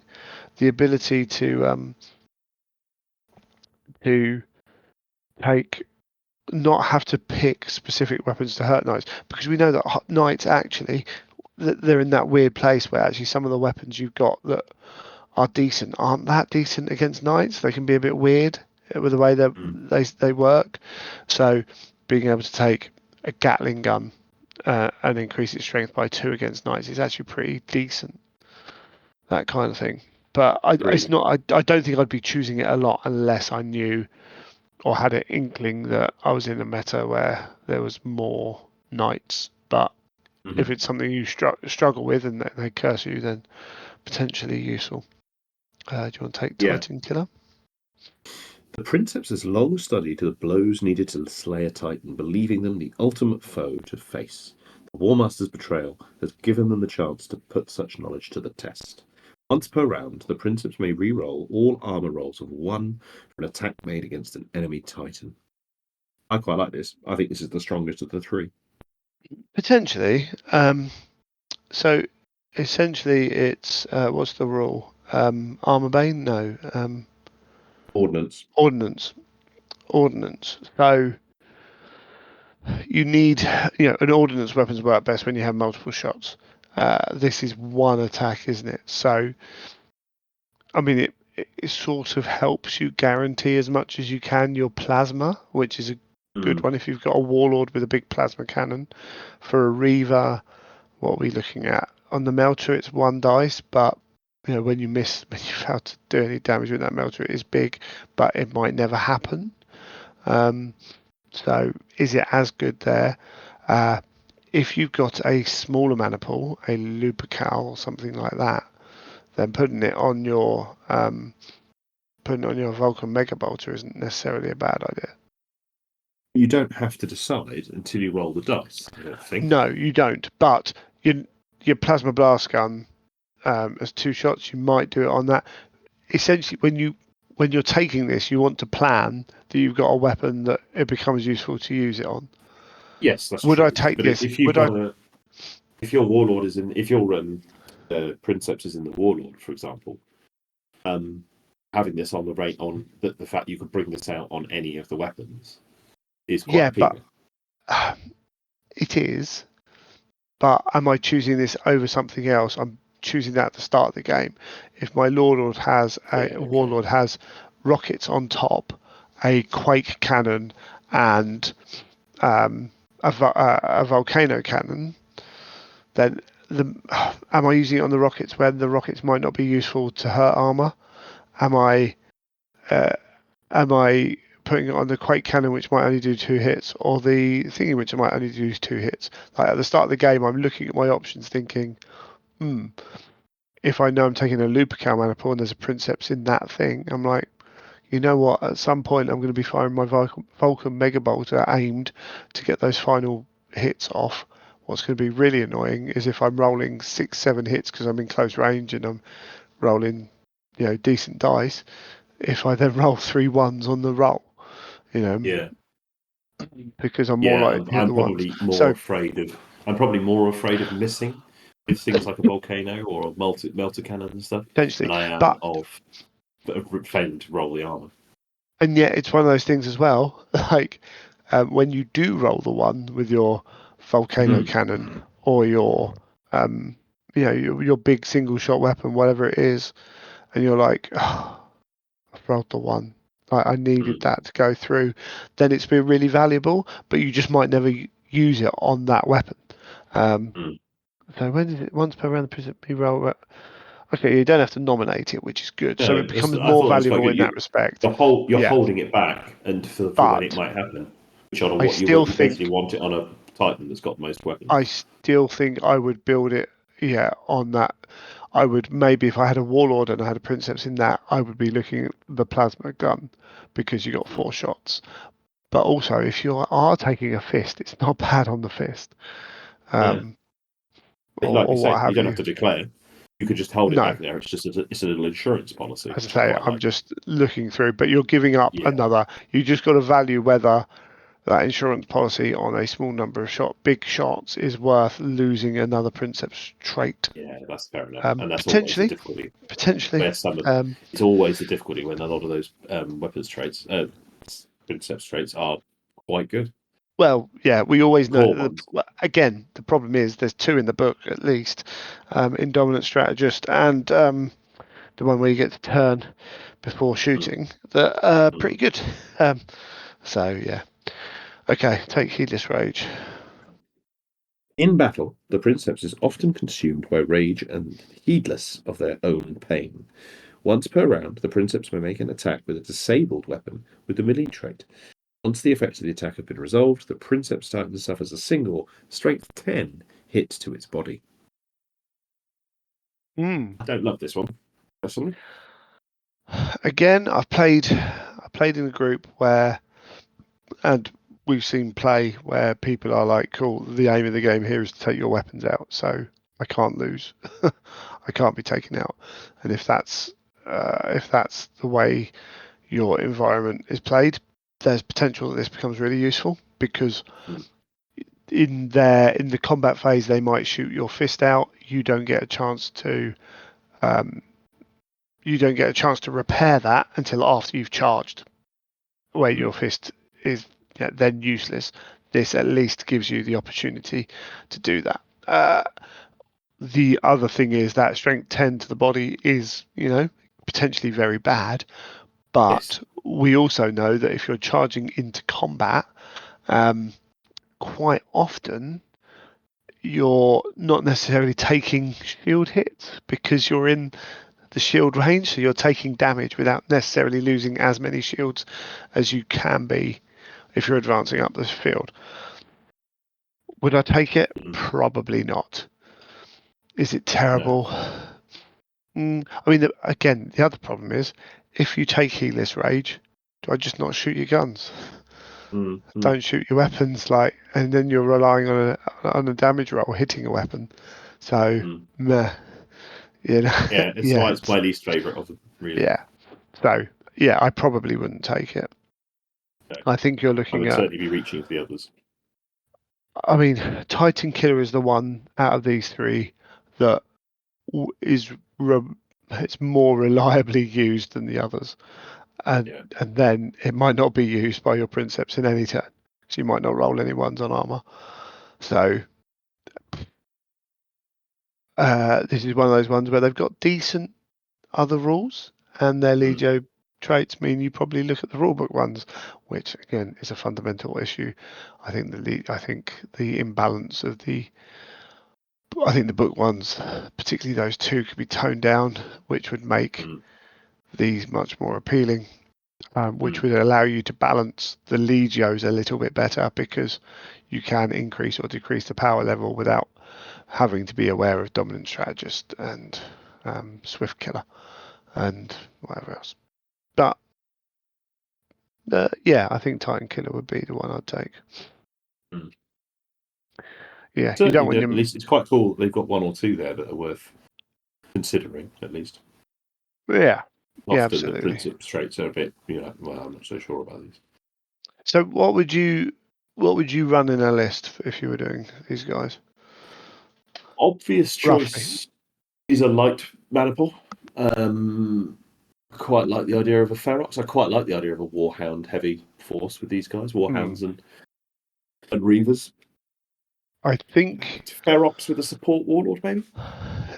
support warlord. Interesting. Mm, Because it does say they've got a lot of warlords and reavers in the background, doesn't it? yeah, true. Um, I think you have. I think a Ferox is a great shout because you want to be getting close anyway, Mm, and you want you're making the most of those pushes with that free push with Warhounds. There is the Raptura with the free movement for the Corsairs, for the Reavers. If you blow up with a Warbringer, with the boost that, in movement, means if you're getting it, you're getting a lot. That's Raptura, isn't it? that is Um, it is Raptura, and that is the one I took most recently against Gratitude within the store of yeah. Raptura. It was my first time running those, and it was Did you really kill? good. Did you kill anything with the Warbringers? Yeah, I did actually. You did. Oh, okay. Because that's not always But easy. no. In fact, it might have happened twice in that game, Right. which is probably quite unusual, but certainly once. What is scary is running the Warbringers with Bengals. That this is the shields collapsed on that at least twice. Okay. With what? Sorry, what were you So running it with? Warbringer with volcano cannons. Volcanoes. Yeah.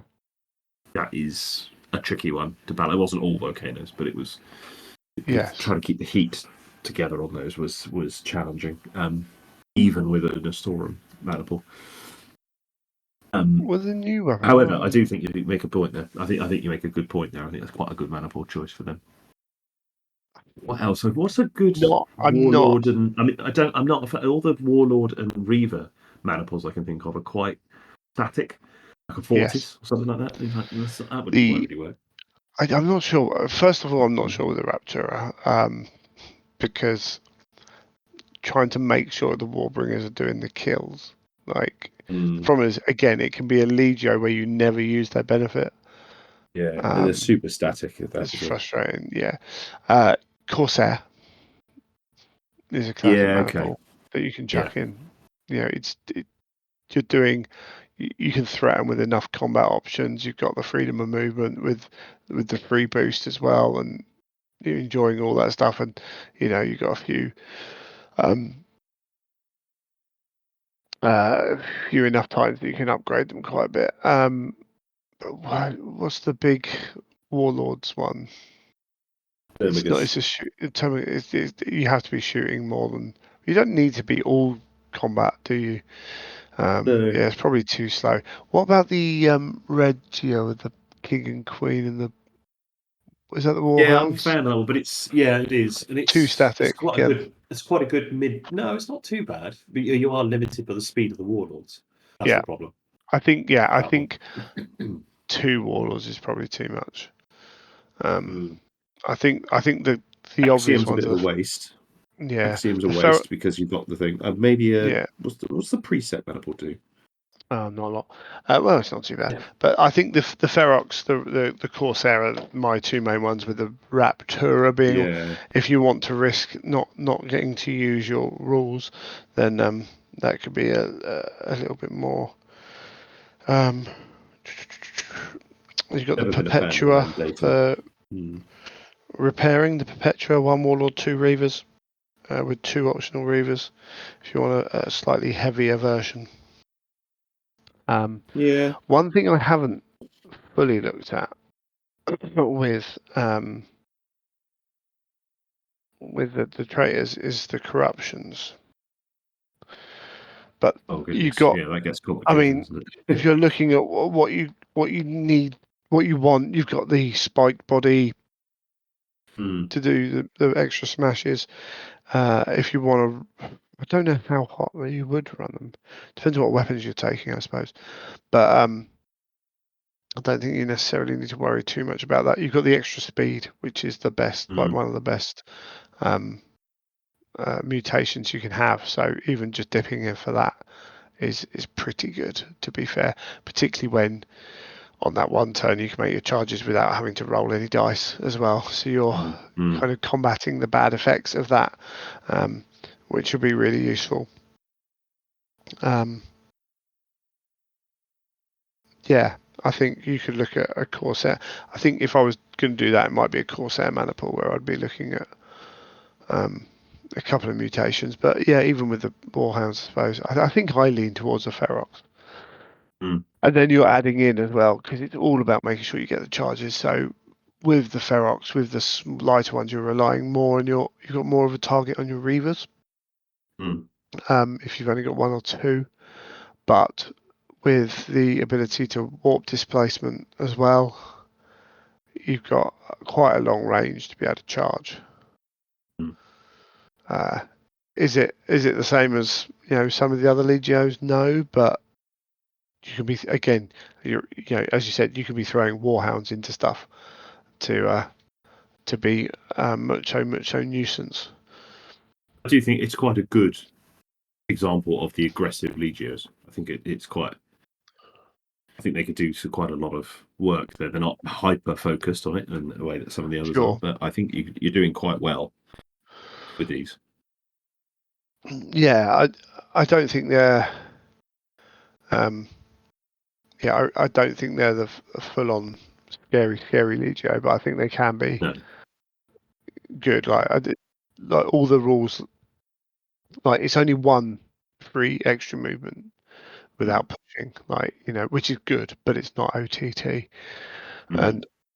And and the smashes are good, but again, you have to be getting up close, and if it doesn't work or you're not doing enough damage with it, you're potentially exposing yourself to being hit with Mm. all that. Um, and I say the Princeps traits aren't stunning. It's cool. Um, I like them I like them more now. Having gone back and read them, I like the background a lot. Mm. Color scheme. So yeah, you picked out um, that one. Uh, I I've seen very few. I'm not a massive fan of that red and blue. I don't think it's bad. I think you need to have that detailing that they have on there. You need to have something if you're going to do this classic scheme.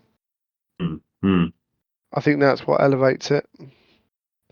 It does, and particularly it works well with if you're going down that what seems to have become, and I think it's the color scheme, the color plate sort of has suggested this sort of metallic version of it. But if you were putting Mm, a transparent or translucent paint over a metallic, that would work. That works really quite well when you've put some sort of patterning on it. I quite like the sort of the lesser version of doing that patterning where you do a stripe of it rather than say an entire armor plate with um, those little chevrons. sure. I think I think maybe that's part of my problem with it. Bear with me. Is actually that blue. I think most of the times you see a blue, it's stronger than this. It's a Mm. more deep blue. I think the lighter blue is a real key, and the patterning breaks it up. Otherwise, just that a lot of red and blue together doesn't necessarily work for me. Um, That's perhaps where that, because you've got quite a lot of contrast in that blue, and as you say, it's a very desaturated, almost a teal. It's not blue blue. but I think, It's a yeah, and as you tealy say, colour, which I think I is think really nice. the black markings really break it up, so it doesn't become Yeah, too much, and that is a pain if you want to paint it. goodness, Um, yes, yes. It's not the for the faint-hearted. That. No, what I like as well, they talk about in, I don't know if you do, they talk about the extra banners they have, but not necessarily for when they're fighting, more for display. But you could Mm. throw on some extra banners in that. I don't know what colours I would do. I think I'd like to mix it up a little bit. Maybe I'd delve into some of those kaiju films and find something that's Oh yeah, slightly different. I suppose the blue there's supposed to represent, part of that sea, but you could almost I make quite them like that that though. You could put more you of a could put blue the sort of green. kill. Uh, You could put the kill trophies on it as well. You That'd be could, quite yeah, cool. absolutely. Having these sort of giant skeleton pieces or whatever. Oh, for Peak sure. Wargamers dead animal bits would come in quite handy on these. Yeah, I don't know how. Yeah, I wouldn't work out how I'd paint it, but if I was going to go full modelling, we've talked about this. We do this with all the Legios really. Then I'd be looking at, yeah, just go on to Games Workshop and find the bits, the weird creatures, the Hmm. scales. Not just Games Workshop, other people as well. Um, you could hang scales off the armor, off the shoulder plates of a Reaver. Yeah, that kind of thing. Yeah, rather than a banner, you could have the skin of a dead whatever um, Yeah, hanging down, I feel like the which has Ideneth range would give you some yeah. pretty good inspiration, if nothing I, else, if not become separate parts. And spears galore all over these guys. or I think if you went on to Age of Sigmar and just looked through the other creatures, you could get things like it's whether you can get bits. That's the problem. Whether you can get parts where something's made in two different ways and you can steal a neck piece or something, Hmm. because you could get scales potentially from the magma dross, that kind of thing, and you could really go to town with having different textures as well as shapes, breaking up the armor and really dig into that. I was on the Instagram for Laniaskara. I was trying to work out how many have their titans walking through water because Not as many as you might expect, no, which sounds well, like clickbait. yes and no, because people do have that. You can get away with like a brown base on a black gaming mat, but having Hmm. water can stand out a bit more. But I potentially do it. I potentially, if I had the chops to do resin stuff, I'd potentially have half beach, half wave on some Yeah, and that kind of thing. Or you're putting more animal bits on on the bases, and some, yeah, again, your mileage varies. Some people prefer not to have things that um, kind of uh, make the Titan appear. It's got to be in one setting, as it were. yeah. I'd Um, be quite fun to do them with a sort of black sand each and have mm, the water sort of coming up on some of that. But I think you could do some cool things. I do think sort of spears. I mean, there's quite a few third party bits that do these with sort yes. of spears or sort of power Oh spears yeah. was a classic AT thing. You do that as a Would variant of a chain fist or something. That would be really cool, actually. Yeah, Counts harpoon, as chain fist. Yeah, exactly. Yeah. that kind of thing. I the one thing about recording this podcast now to when we did Full Stride is we've got a whole range of mini plastic figures now that you can go and get. And Yeah. Yeah. the other thing you can do with this base is give them a Mechanicum kind of like scene going with them.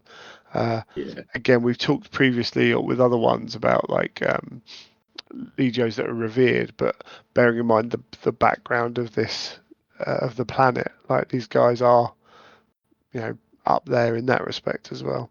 So Yeah. grabbing a few, as you say, grabbing a few Thalax or what have you, and utilizing them on the bases could work really well for these guys.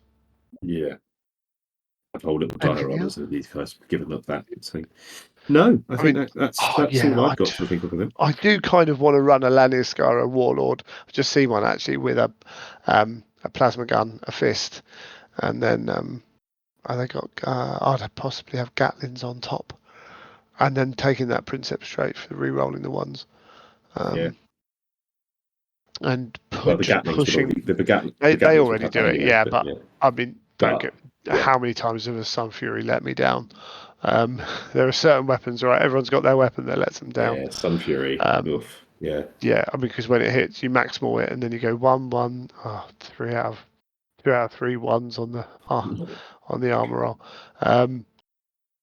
Yeah, I think that's what I'd go for Laniaskara. If you have Laniaskara, then please post pictures of your. I'd love to see them. Yeah. Yeah, and also tell us what we got wrong. Tell us what we missed out Yeah, in terms the of how you're clever playing little it. combo that no one ever thought of. Yeah, I agree. Yeah, But it did reading those rules and seeing it presented to me. You go, there. oh, I wonder if I've got a few unbuilt guys. I think I probably I've have. yeah, I've not really played combat Legio in No. terms of Titanicus. I don't necessarily think I want to play a Volvolpa or what have you, or It's even the never appealed for me, but actually these no, guys somehow make it sort a of bit do. more Yeah, tempting. they, Mm, got a bit more about them. So yeah, who knows? It might be. I say I might grab their rules out at some point when we next play and mm. see where we go. Awesome. Let's Very cut cool. that Enjoyed one that. there. Enjoyed that. Even if I did get the order of the segments wrong, I did Yeah, enjoy talking you'll about learn. the. Yeah, Yeah, I was going to have to get me into these, but yeah, I'd love to go through the rest of these, work out which ones we've done and which ones still need to be doing, because yeah. Titanicus is just the best. It's really good, isn't it? But again, I think what I highlighted there is how I bang on about a second edition. I think there's a lot of value that could be had out of not a lot of like relatively minimal changes. I Mm. think, as I say, by changing dominant strategist and I mean dominant strategist is the main one, right? By changing that, you suddenly give more space for the Legio Princeps traits and things like that. An opportunity to play around with that. So cool, awesome. Right, let's go and hit a break.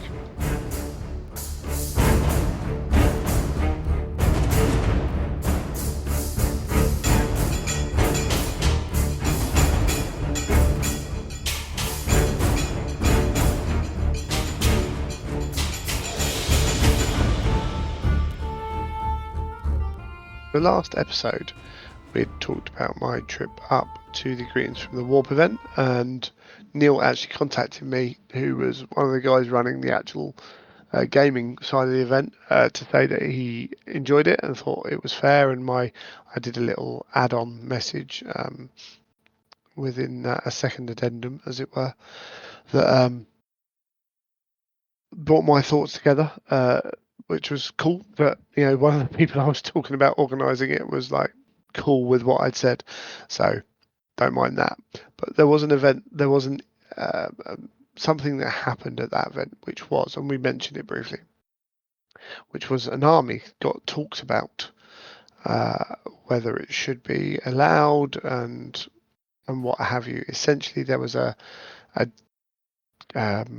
militia solar army, militia army, mortal army that was, towards the lower end of the quality of painting, and was actually found out that there was some proxies going on rather than kind of some.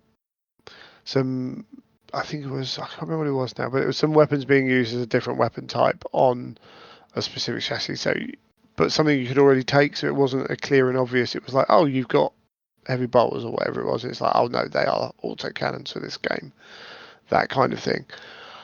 And the first I knew about this was seeing people talk about it after the event, online in a forum where the organisers of the event were. So they saw this information, and one of them replied, we didn't know about this until it was too late. Why did no one tell us? People saying it's not our responsibility to tell you. And I think you can, you know, yeah, you can weigh that up loads of different ways. But it was being talked about not just by a few people at the event, but it was being talked about in groups off the event while the event was happening. And there are a few things I think there to talk about. A, what's acceptable in an event. B, what should the organisers be doing at events about armies. And I think there's a player responsibility conversation as well. Mm. Now, the quality of painting, I'm not going to comment on. The guy painted his army. Where do you Quality draw of the painting is line? such a difficult, yeah, it's such a quality of Right. painting is such a Yeah. difficult Now, statement because, was yeah, yeah. Again, I'll say subjective, again. Was certainly. my army well painted enough to attend Eastbourne? Well, no. I told it was going to be pretty basic, and it was pretty basic. And what do? Not turn up? I don't know. Maybe I got it wrong. But the army wasn't finished, quality wise or not. There were, large sections of just grey models, and I hold my hand up to that one. Oh, just But grey. That makes it sound like they weren't painted. There was paint on them. You yeah, had sorry, painted grey. you had they were bases. They were base coated. I Yeah, with that's not some bits pointed terrible. out. No, but Yeah. it's also not finished models. So Yeah. Okay. again, all right, looking at it by myself, should I do better? Yes. Now, when I'm fully painted, it was always said, oh yeah, heresy players always try their hardest, always paint their best. I was like, no, I don't. I haven't got time for that. I paint slowly at the best of times. If I was to paint my best, if Neil Hollis Neil Hollis doesn't paint armies because he can't not paint near his best. Therefore, he can't paint an army because it takes him Mm. too long to paint. He plays smaller game systems now. If he plays, um, you know, Andy Wardle would never have an army to paint with if he painted it all to Golden Demon standards. Mm. So painting your best is not really any metric I think that we should be looking at. Where an army is legit to be able to be used or not. Some people can't paint. I hold my hand up. I'm a very basic painter. Mm. I try and paint between the lines. It will always be at the lower end of a heresy event because there are some really good painters at heresy events. That's one thing, and I don't even really want to dwell on that one. There were movement trays used as well, which weren't aesthetically weren't the most pleasant movement trays I've ever seen in my life.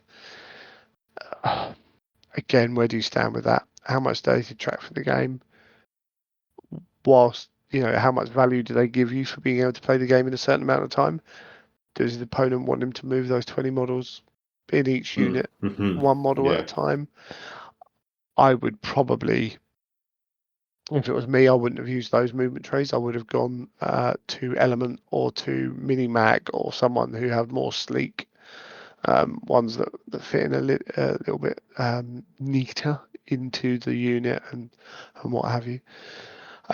But again, the guy's by all accounts, the guy's a decent guy. I don't really know him, and people have fun games. Proxies, I think that's a no for me. Mm-hmm. Again, you get a situation though of what do you do when someone's turned up and gone, I've got this in my list. I haven't bought anything else. All right, but I put in the wrong tank. And rather than an Arcus, I've got a Saber, Mm. or whatever it is. Um, I've filled up my heavy support choices, but I forgot my fast attack tank, and now I've only got an extra heavy support tank. Do you let them take it? Do you let them proxy it? Because you can't take it because it's too many heavy support options. Potentially, you have to say, I forgot it. I'll take them off. I won't use them, or I'll use them Mm. as what they are. I think if that was me, I think had I got the wrong weapons and the points were available there, or I'd remove a model to make the points work. I think. Mm. Um, would it bother you to have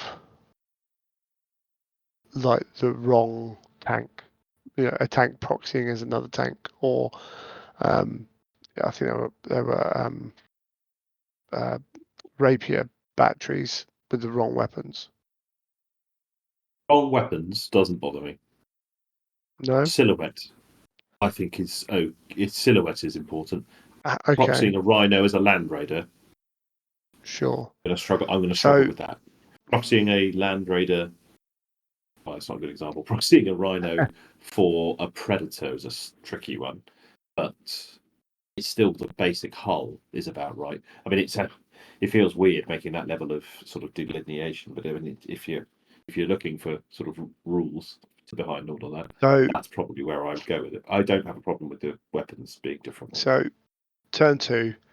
You played a turn or whatever, and this rapier unit haven't had a target to shoot at.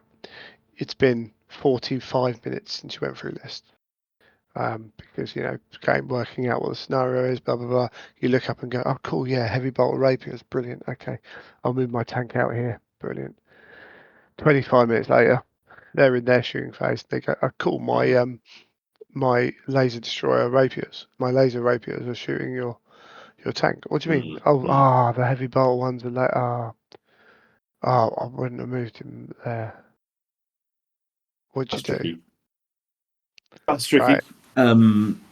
I would. This is where, as you say, player responsibility sort of comes in. I would certainly appreciate if I did a thing. My opponent, who could easily say I didn't think of it at the time, but the opponent is saying, "Well, you do remember that these are this, don't you?" Because I Yeah. feel like the onus, the social onus, is on the person who has brought the proxying version or who's brought the stand, who's having to use the stand-in. The onus is on them to do that. I can't enforce that really, but I think that's kind of where I would want it to be. So I actually What? think when it's something like rapier batteries and you've got the wrong weapon with you, I think you have to play with the other weapon. I think Interesting. if you're Okay. if you're at an event, you pay to come to an event. There's lots of people playing. If you're at the club, right, Mm. crack on again. Yeah, just remind me, like mate. Or if you get to that point Yeah. and I go, oh yeah, I completely forgot. I thought, yeah, let me take that move back. Let me move it here or whatever. I think at an event, if you turn up with something like that, or here's my predator with rather than autocannons, it's actually got las cannons. Like tough, mate. I think Yeah. Okay. again, if that was a tournament for 40k, you'd be like there's weird stuff going around tournaments for 40k, but you'd be dot points or yellow carded now. But you'd lose out. Like there'd be Mm. some penalty for doing that, and you wouldn't be able to play with them as a proxy. It just wouldn't happen.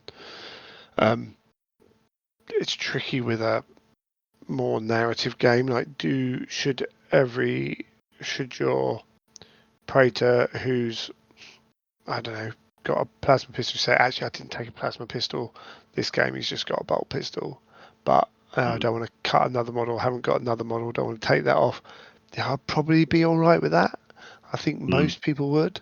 Um, Again, where's that line? I think if you're in the wrong in inverted commas and you've got something you say, these are supposed to be that. Do you mind if I do this or what have you? I think you probably have to swallow it and say, I've screwed up. Right, so I'm just going to play this as the worst version or the Mm. version I didn't want. Um, as I say, for small things like, these models don't have an Auspex dude on them, but I'll put it on this guy. No, I don't think many people are going to have a problem with that. Mm. That kind of thing. But yeah, I think if you've brought an Arcus rather than a Punisher, then tough. Make an Arcus rather than the Punisher. I quite like that. The sort of respect that shows. You sort of put yourself at a disadvantage because you got it wrong. Yeah. It's hard to argue with that as a philosophy, as an approach. Mm. I think it's best all the way around. I think if Mm. I go to an event, I'm more chilled than some people, but you've gone to an event under the assumption that the rules pack's going to be followed, where people are going to bring legal lists that represent blah blah blah blah blah. That's part of the contract that you have in attending an event. So I think you kind of have to accept that. Moving forwards, like if I'd bought a completely unpainted model, like literally grey, like would I use it? No. Should I wouldn't even try to use that. Someone might say that was bad enough what I bought the other time. Fine, cool, whatever. That's fine. Yeah, I'll take the hit. But I think there's an element of that where counts as and proxies. Proxies are when it's something else that looks like something. Like counts as can be a wider thing. I've bought a different model from a completely different game system or a toy.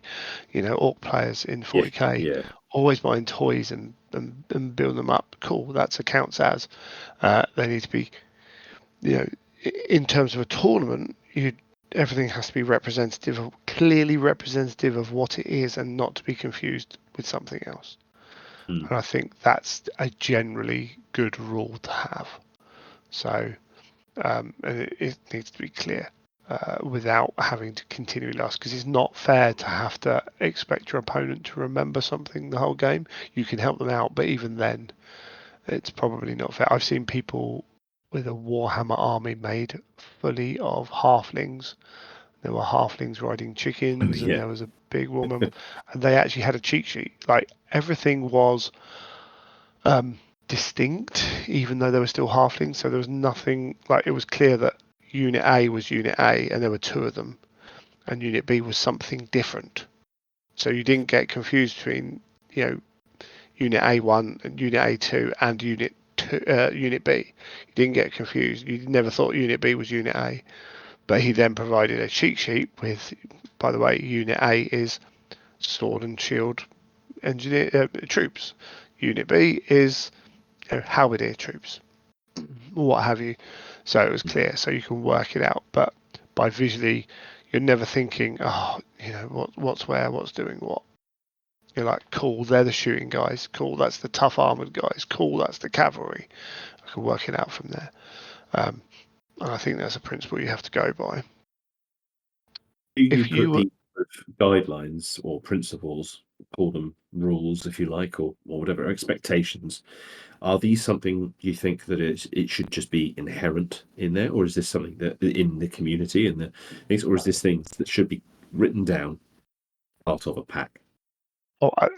if you want, if you're writing a pack and you want someone to be, if you want someone to do something at your event, it has to be in the pack.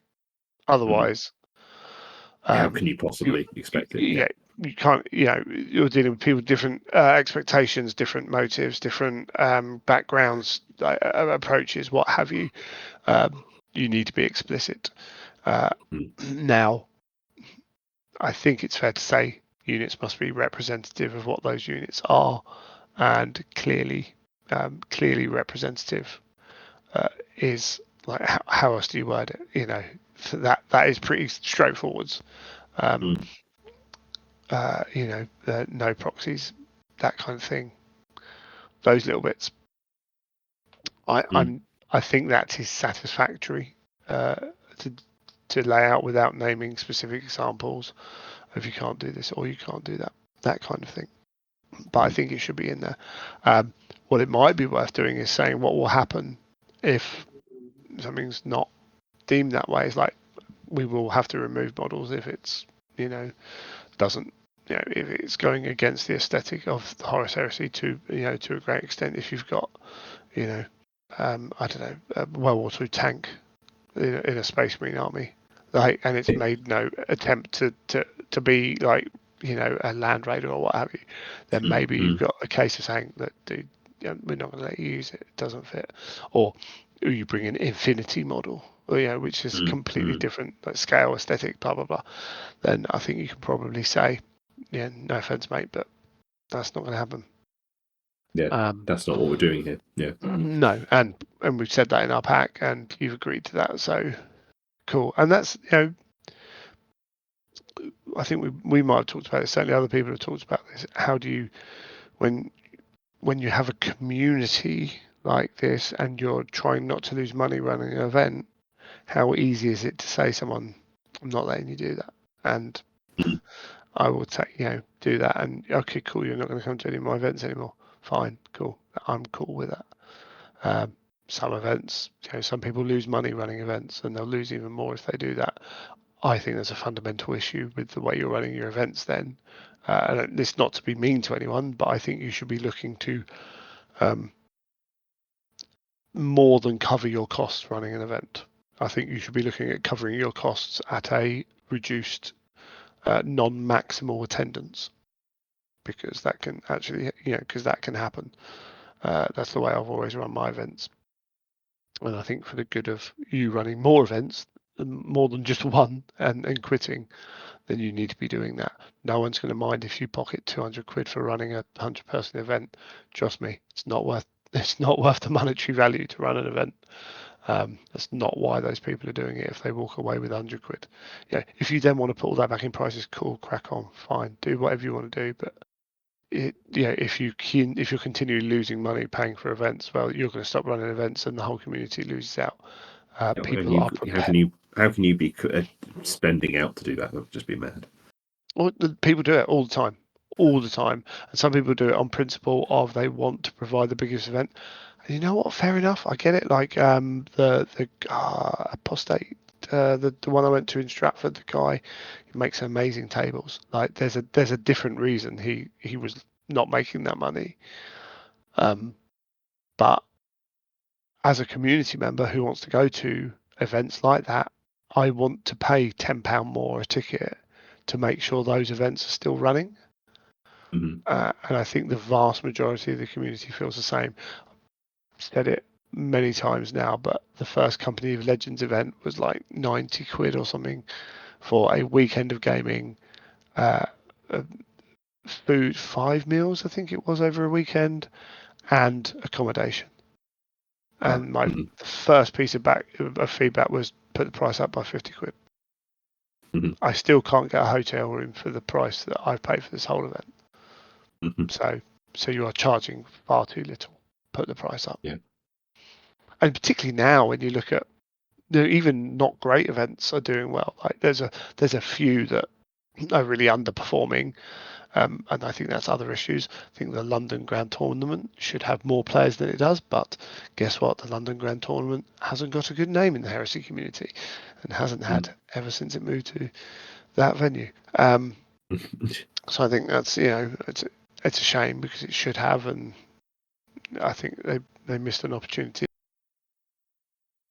a couple of years when they talked to me about taking it on. But maybe that boat will come back round again one day to someone else, but at the moment it's not doing very well. But anyway, that's slightly different topic. So the final point is, if I'm at an event and I see an issue on a table, which is a guy's using stuff and saying it's other stuff, or a guy's continually playing rules wrong, or a guy has list is changing between events, and I'm saying all these different things. Some of it might be purposeful, some of it might not be, whatever. As a player, what do you think you do if you're walking past the table and you say you've played player A game 1, you walk past that player game 2, and rules have changed, like they're using something as something else in an event where they shouldn't be doing that? Do you? It's an interesting question, actually. When you really think about it, what do you do? Because you sort of think, well, do I go and mention it to the player who I perceive is being wronged, and just politely and quietly say, "Oh, that looks this way to me. How do you feel about that?" But then if you were the player on the other side of the table who's seeing that looks a little bit sort of, oh, well, have you seen this? You sort of, you're sort of ganging up on them in some way, or calling them out but now saying it's their face. I could see that going wrong. So logically, I mean, equally to go up and challenge the player in question, probably the most direct way, if you did it subtly enough, I suppose, or politely enough. Probably the safest thing to do is to mention it to the TO. Yeah. So this incident, or incident, this thing, It's occurrence. was occurrence. Yeah, it was probably made out to be bigger than it was, but in part became a bigger thing because the event organisers didn't know about it. Now, I think there's probably a responsibility on them to be going around. And don't get me wrong, you still might miss it because if you walk past a unit, a rhino, Yeah. you're going to think that's a rhino. Like, unless you see it shooting las cannons, and then you're like, hold on, what's going on there? You know, then you're not going to spot that thing. But other things you might spot, other things you might notice not being done right, or didn't you just have one of these on the table last game? That kind of thing you might spot. So I think if you're running an event, I'd be walking around the tables at various points, taking a bit of interest in what's going on, because your events, reputation is kind of everything. We know that with plenty of events, things like that, and perception is the other thing that's everything. So when you come out of an event and you find out that multiple people who weren't at that event are talking about an incident and getting riled up about it a little bit. Yeah, You're like, hold on, lads, you weren't there. You didn't see the situation. You weren't involved in it. You're getting some information from people who were there.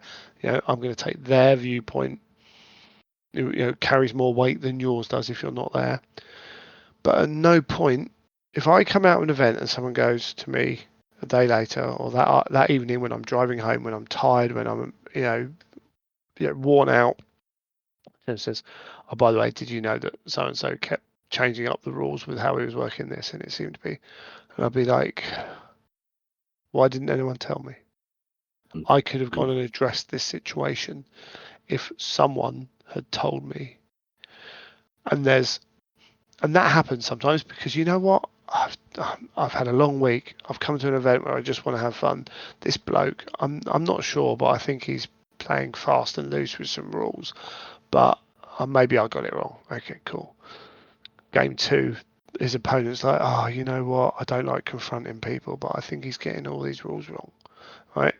So I keep quiet. Game three, the same thing happens. All of a sudden, five players can be like, oh, I had a really bad game against this person, or soured my event a little bit. Well, I don't want five people to have bad games. B, I don't want them talking to their friends saying, oh yeah, this event was a bit soured because of that, because it reflects on my event. And C, I don't want people in the community talking about it who don't even have a connection to someone who was there but have heard third hand, because then all of a sudden it's more than just five dudes and a couple of their mates who think, oh yeah, but okay, maybe it was just one guy, the rest of the games were fine. All of a sudden this community talking about, did you hear what happened at this event? And I don't think that's fair.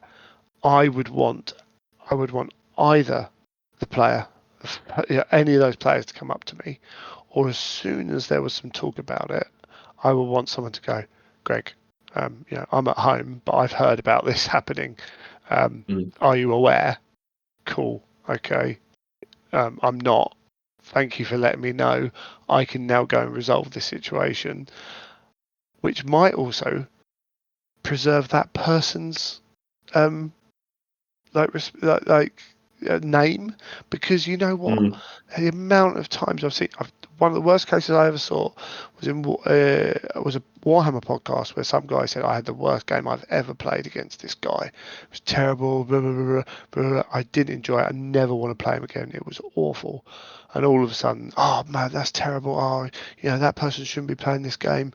Well, actually, my friends my friends had played that, so we were on the table nearby, had heard what was going on, had played that opponent previously in the tournament. So he was absolutely fine, lovely chap, very reserved. The guy on the podcast, very outgoing, complete personality clash. There were no problems, just, he was hyping it up, the other guy was shrinking back, and all of a sudden this guy's name's being pulled through the mud when Mm. actually, and the next game someone might come up and go, oh yeah, that's Jeff, he's terrible to play against. Like, there are times when knowing a person's a pain in the ass to play against is really useful. I've been there. I've had I've had a couple of occasions where I've known the person I'm going to play is problematic, and I can be like, right, I'm going to nip that in the bud. We're going to get someone over to deal with this before we spend 15 minutes trying to talk it through. Let's just jump to that situation. Mm. But and that's fine in some respects. But when it's, if I start doing that and this person's just like, I'm just playing my game, having fun, I don't really care that much, then that's not fair on them either. You think that's fair? I don't. Yeah, I think so. I think it's the only logical way to deal with it. I mean, I think putting the onus on players to resolve it. I mean, players perhaps if they're both engaged, that's a way to do it. A third party walking past, I think, is a particularly interesting scenario that you put forward. I Yeah, think it's just it's a generally different one. about bringing it. I think that's a trickier one in many ways. But I think just bringing it to the attention of the TO, and then it puts pressure on them. But that's kind of what you're getting into being a TO. At least you can address it in a way there. You make an interesting point about also flagging it up when you hear people talking about it afterwards, and then flagging that up to the TO well after the event, hearing about it. That's an interesting one because there's not really anything the TO can do at that point. It's all sort of too late, but at least then they could address it. So I think those are all sort of Yeah, okay. logical Yeah. steps. I think you're right in that it is too late to address it for that event. But Fair point. if Fair you point. if you were playing if you'd been playing your Lehman Russes completely wrong, Mm. they were way more powerful than they should be. Uh, and at the end of the event, I could come up and you say, "Oh, Howard, by the way, don't know if you knew, but some people have told me that you played your rules this way. I think you're fine, or I believe this FAQ, blah blah blah blah blah. You know, just to let you know that I Mm. think they work differently than that. To do that in the right way, particularly someone coming from the event organizer who that player might not know so many people at that event might be able to, okay, cool, the event organizer's telling me this. Maybe I should look into it or what have you. Yeah, you got to be careful. You can't come across like, oi, you playing it wrong, obviously. Um, I think I think there is stuff you can do at the end. As soon as that becomes a talking point, I'd want to know as an event organizer. Mm. Honestly, lunch day one, someone online messaged me and go, Greg, by the way, you got a problem. I'm trying to remember if there's any specific examples. I'm sure there must be the odd one where I've had someone say, Greg, by the way, X player has been. We had there's a player on the scene whose lists were regularly incorrect for whatever reasons. Mm. You know, that person, if they were going to come to one of my events, I know the name, and if they'd bought a ticket, if they turned up, I'd be like, look, I'm not trying to do anything. There's been some issues. Let's Can I pull you aside? Can we go through it? Can we make sure it's all above board? Because if you do that and someone says something to you, I can go, no, I've checked it. Right? Have you done what we've done? Yep, cool, brilliant. Leave the guy alone. There's no issues here. Mm. In that respect, you can be proactive with doing that. And I think um, in a community which is not big but can feel big, but also quite cliquey, quite small, like certain parts of it, you don't want to push people away. Right? You don't want to have people feeling like people are out to get them. Things can be handled in a way. You don't want events to come up with bad reps. I I know of events, but bad reps. I know people who run events, because also it's not just the event gets a bad rep. The event is inherently tied to people running it. Mm. I might not run the greatest Nice. events ever, but there were people who go, "Oh, cool, Greg's running that event. I'll go to it. It'll be fun." Mm. You know, and yeah, they also kind of know what you're getting. I think, yeah, I just don't know where else I'm going with this. Really, maybe that's it. A couple of things. I mean, you said it's worth a conversation. I think there's a further Yeah, conversation there about how does something improve, but that starts to come into your point about finding out about things. It's then, are they addressed afterwards? What's your intent? Is your intent to have multiple events and build a reputation, etc.? well, I mean, sometimes And it's a how case do of you tackle that? sure, yeah. Sometimes it's a case of just resolving the event you're in, and I think that's the biggest missed opportunity for me. If there are two games where someone's kind of gone, oh, I'm not really happy with what had happened. I'm not angry, I'm not whatever, I'm just not really happy. Didn't have the game of heresy I want to have, and it's a resolvable issue. Then I'm looking at Sunday's games, whether it's 2 or 3 games, thinking I can make a better game for those 2 or 3 people than these first 2 people had. And I sometimes think as players, we are far too easy to go, oh, that was naff, don't want to do that again, but I can't be bothered to deal with it, you know. Mm. And it's fair enough, talking directly to your opponent, particularly after a game, can come across that you can go, look, mate, I'm really sorry, but actually I didn't really enjoy like the way that those models were supposed to be. Those what kept confusing me. Like you can be really sincere and really polite and really calm and kind, but it doesn't necessarily come across that way, in, in the other person's ears. So I Mm. think maybe you want to be getting the event organizer involved in that. Mm. Yeah, I agree. I think Um, that's the stronger way. I think there's a lot of people wouldn't want to be getting into that. Wouldn't feel, quite certainly not in their sort of in a potentially precious time they have to enjoy themselves or a bit of downtime. Be sort of doing that is probably not where they want to be. Whereas I feel like a TO is better equipped to do that. Is somehow more impartial somehow and carrying a yeah, certain level of authority to be able to do all of that. yeah, maybe just a step divorced from the actual incident as well. Um, because the other thing it does for me as an EO is I start to pick up on, okay, there's a type of person, there's a what have you. There were certain people I knew I had to kind of mollycoddle through events because if they got hammered 2 or 3 times, they'd be in danger of dropping. Um, so I looked at who they were playing sometimes and just thought, no, you can't play him because you know you're very up and down with results and things like that. And for everyone's sake, I think the event will be better if I give you a game which is less likely to be all or nothing. And not every event does things that way, but I think that's one thing where again, I did it and it didn't always work, but something I tried to do, and I think it worked more often than it didn't. But you need feedback to do that, and sometimes that feedback is literally by walking around the tables. Sometimes it's just being aware, and it might be that. So at greetings there were 2 rooms, and I certainly saw that army 2 or 3 times. I saw it. It was in the other room. Um, for whatever games. I don't know how many games it played out there and how many games it played in the main room. But sometimes that can be a thing when you're an event organizer, is making sure you know what's happening slightly out of sight. 99% of the time things are fine. This isn't a major thing, but Mm.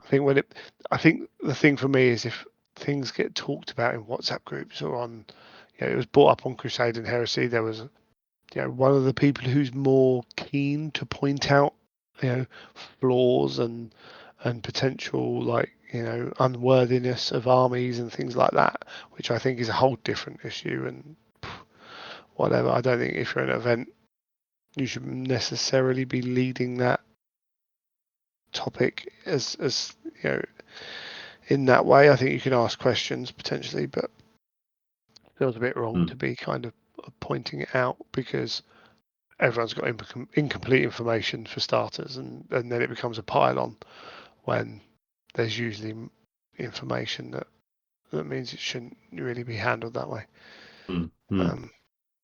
But I think, again, if you can, if before it, or as soon as, if I know if I'm on a WhatsApp chat and I saw someone, and yeah, Graham Mills and that lot were running an event, and I was like, okay, there's been people are talking about this event, right? And it's, hold on, Graham, do you know this is happening? Yeah, we got it under control, or what have you? Or, oh no, thanks, cool, we can sort that. Like, surely that's a better thing, because there was comments that it's not my responsibility to help you run your event, kind of thing. And it's like, well, I mean, it's not your responsibility, but like, why not? Like, like, help people out. Like, it's supposed to be a community in that respect. I get that people don't want to put their oar in, but that's not putting their oar in. That's informing someone of a situation. That's not saying you need to go in and stop this person doing this. It's, James, you need to go and check out what's going on. Lots of people talking about it. Because it might be that, again, as you say, it might be it comes back and goes, this is a whole big misunderstanding. There's no real issue here. Talk to all the people involved. I Please, think that's a lot please. easier to do that, and raise that with a TO in that way, and Yeah. speaking that way, because you're taking yourself out of the direct confrontational aspect of it, where someone says, "Well, I don't agree," and then you can sort of get into something. Whereas that's unlikely with a TO kind of report like that. As you say, you're just informing them to be able to let them make their choices. Yeah, I think, yeah, just kind of yeah, I don't know. Maybe just something we need to think about. And maybe you think I'm not necessarily right or wrong, but maybe it's something that even just thinking about it makes you look at the way you're handling stuff. As I say, I know as a TO or event organizer, you want to know about every situation, even if you then decide not to do anything about it. You're more, I remember remember cheering for a guy killing a Primarch, and then looking across the table at the guy whose Primarch had died, and his face had dropped. Like, I was like, oh shoot, I'm just trying to have fun and engage here, where actually this person takes these things more seriously than maybe you should be doing. Maybe not, maybe, but certainly more than other people would. So I need to be aware of this situation, because it's obviously a personality trait that person has, and yeah, 90% of the environment, the event can be going well, but little things can spark up. So yeah, I don't know. Maybe I'm wrong. Maybe feedback, like, this turned less of a conversation and more into Well, a we've made that diatribe by me. Quite a manifesto, but yeah, but that's what we've focused on there is feedback of how do you effectively give feedback over something that is potentially and probably is negative. Yeah. The same could also be true of positive, but that's where your point about if you're a TO interested in sort of developing that and pushing their reputation, encouraging them to walk around and talk to people, not just get feedback from their friends. It's always a good thing, and trying to encourage feedback, both negative negative and news. definitely get the negative news hit on the head. It travels so much faster than positive news as well, right? And Of it has so course, much more yeah. impact. Like, for all the good news stuff you hear, it's the negative stuff that you can get your teeth into that travels faster, which stays around longer, which impacts more. And as someone in the community who does podcasts, who runs events, will hopefully get back to running events, I think we should be trying to help each other. I think, we're not a big community. We're not even a big community within gaming. So, and we've got a lot of people coming into the game as well. And I've seen people walk into certain heresy environments online, see comments written, and go, "Yeah, it's not for me," and walk out. And yeah, do we monitor every little thing we say? I'm not going to go full on that way, that we should never say these things, but you know It's a shame that one of my best mates was like, "Yeah, I'm not getting involved in that." It was like, shut that door before it even opens properly, and you've lost a player, um, which is not cool. But hey, anyway. Interesting. It's an interesting topic. Some tricky scenarios there, but I think, yeah, I think it's a worthy conversation. Yeah. Okay. Cool. Wonderful. Thank you very much, mate. I will speak Oh, to pleasure. you I always like going soon. on those meatier topics. Yeah, well, definitely we'll catch up soon, and I look forward to the next one. Speak to you soon, Greg.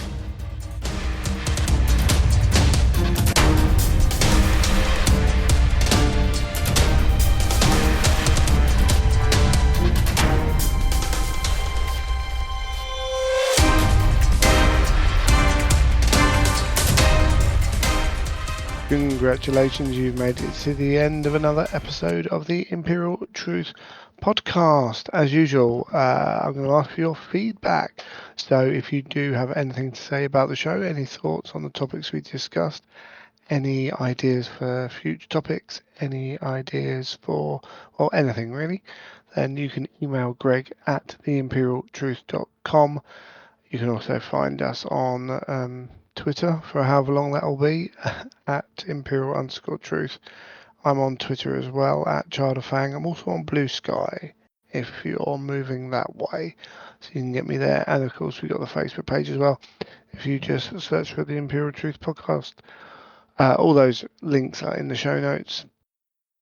So you should be able to find anything there.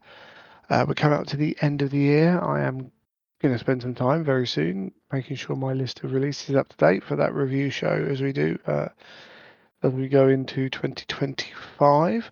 But we have a show to come which might be slightly late because there's something we might want to tie it into. But I need to talk to Howard about that one because that's a fairly new development.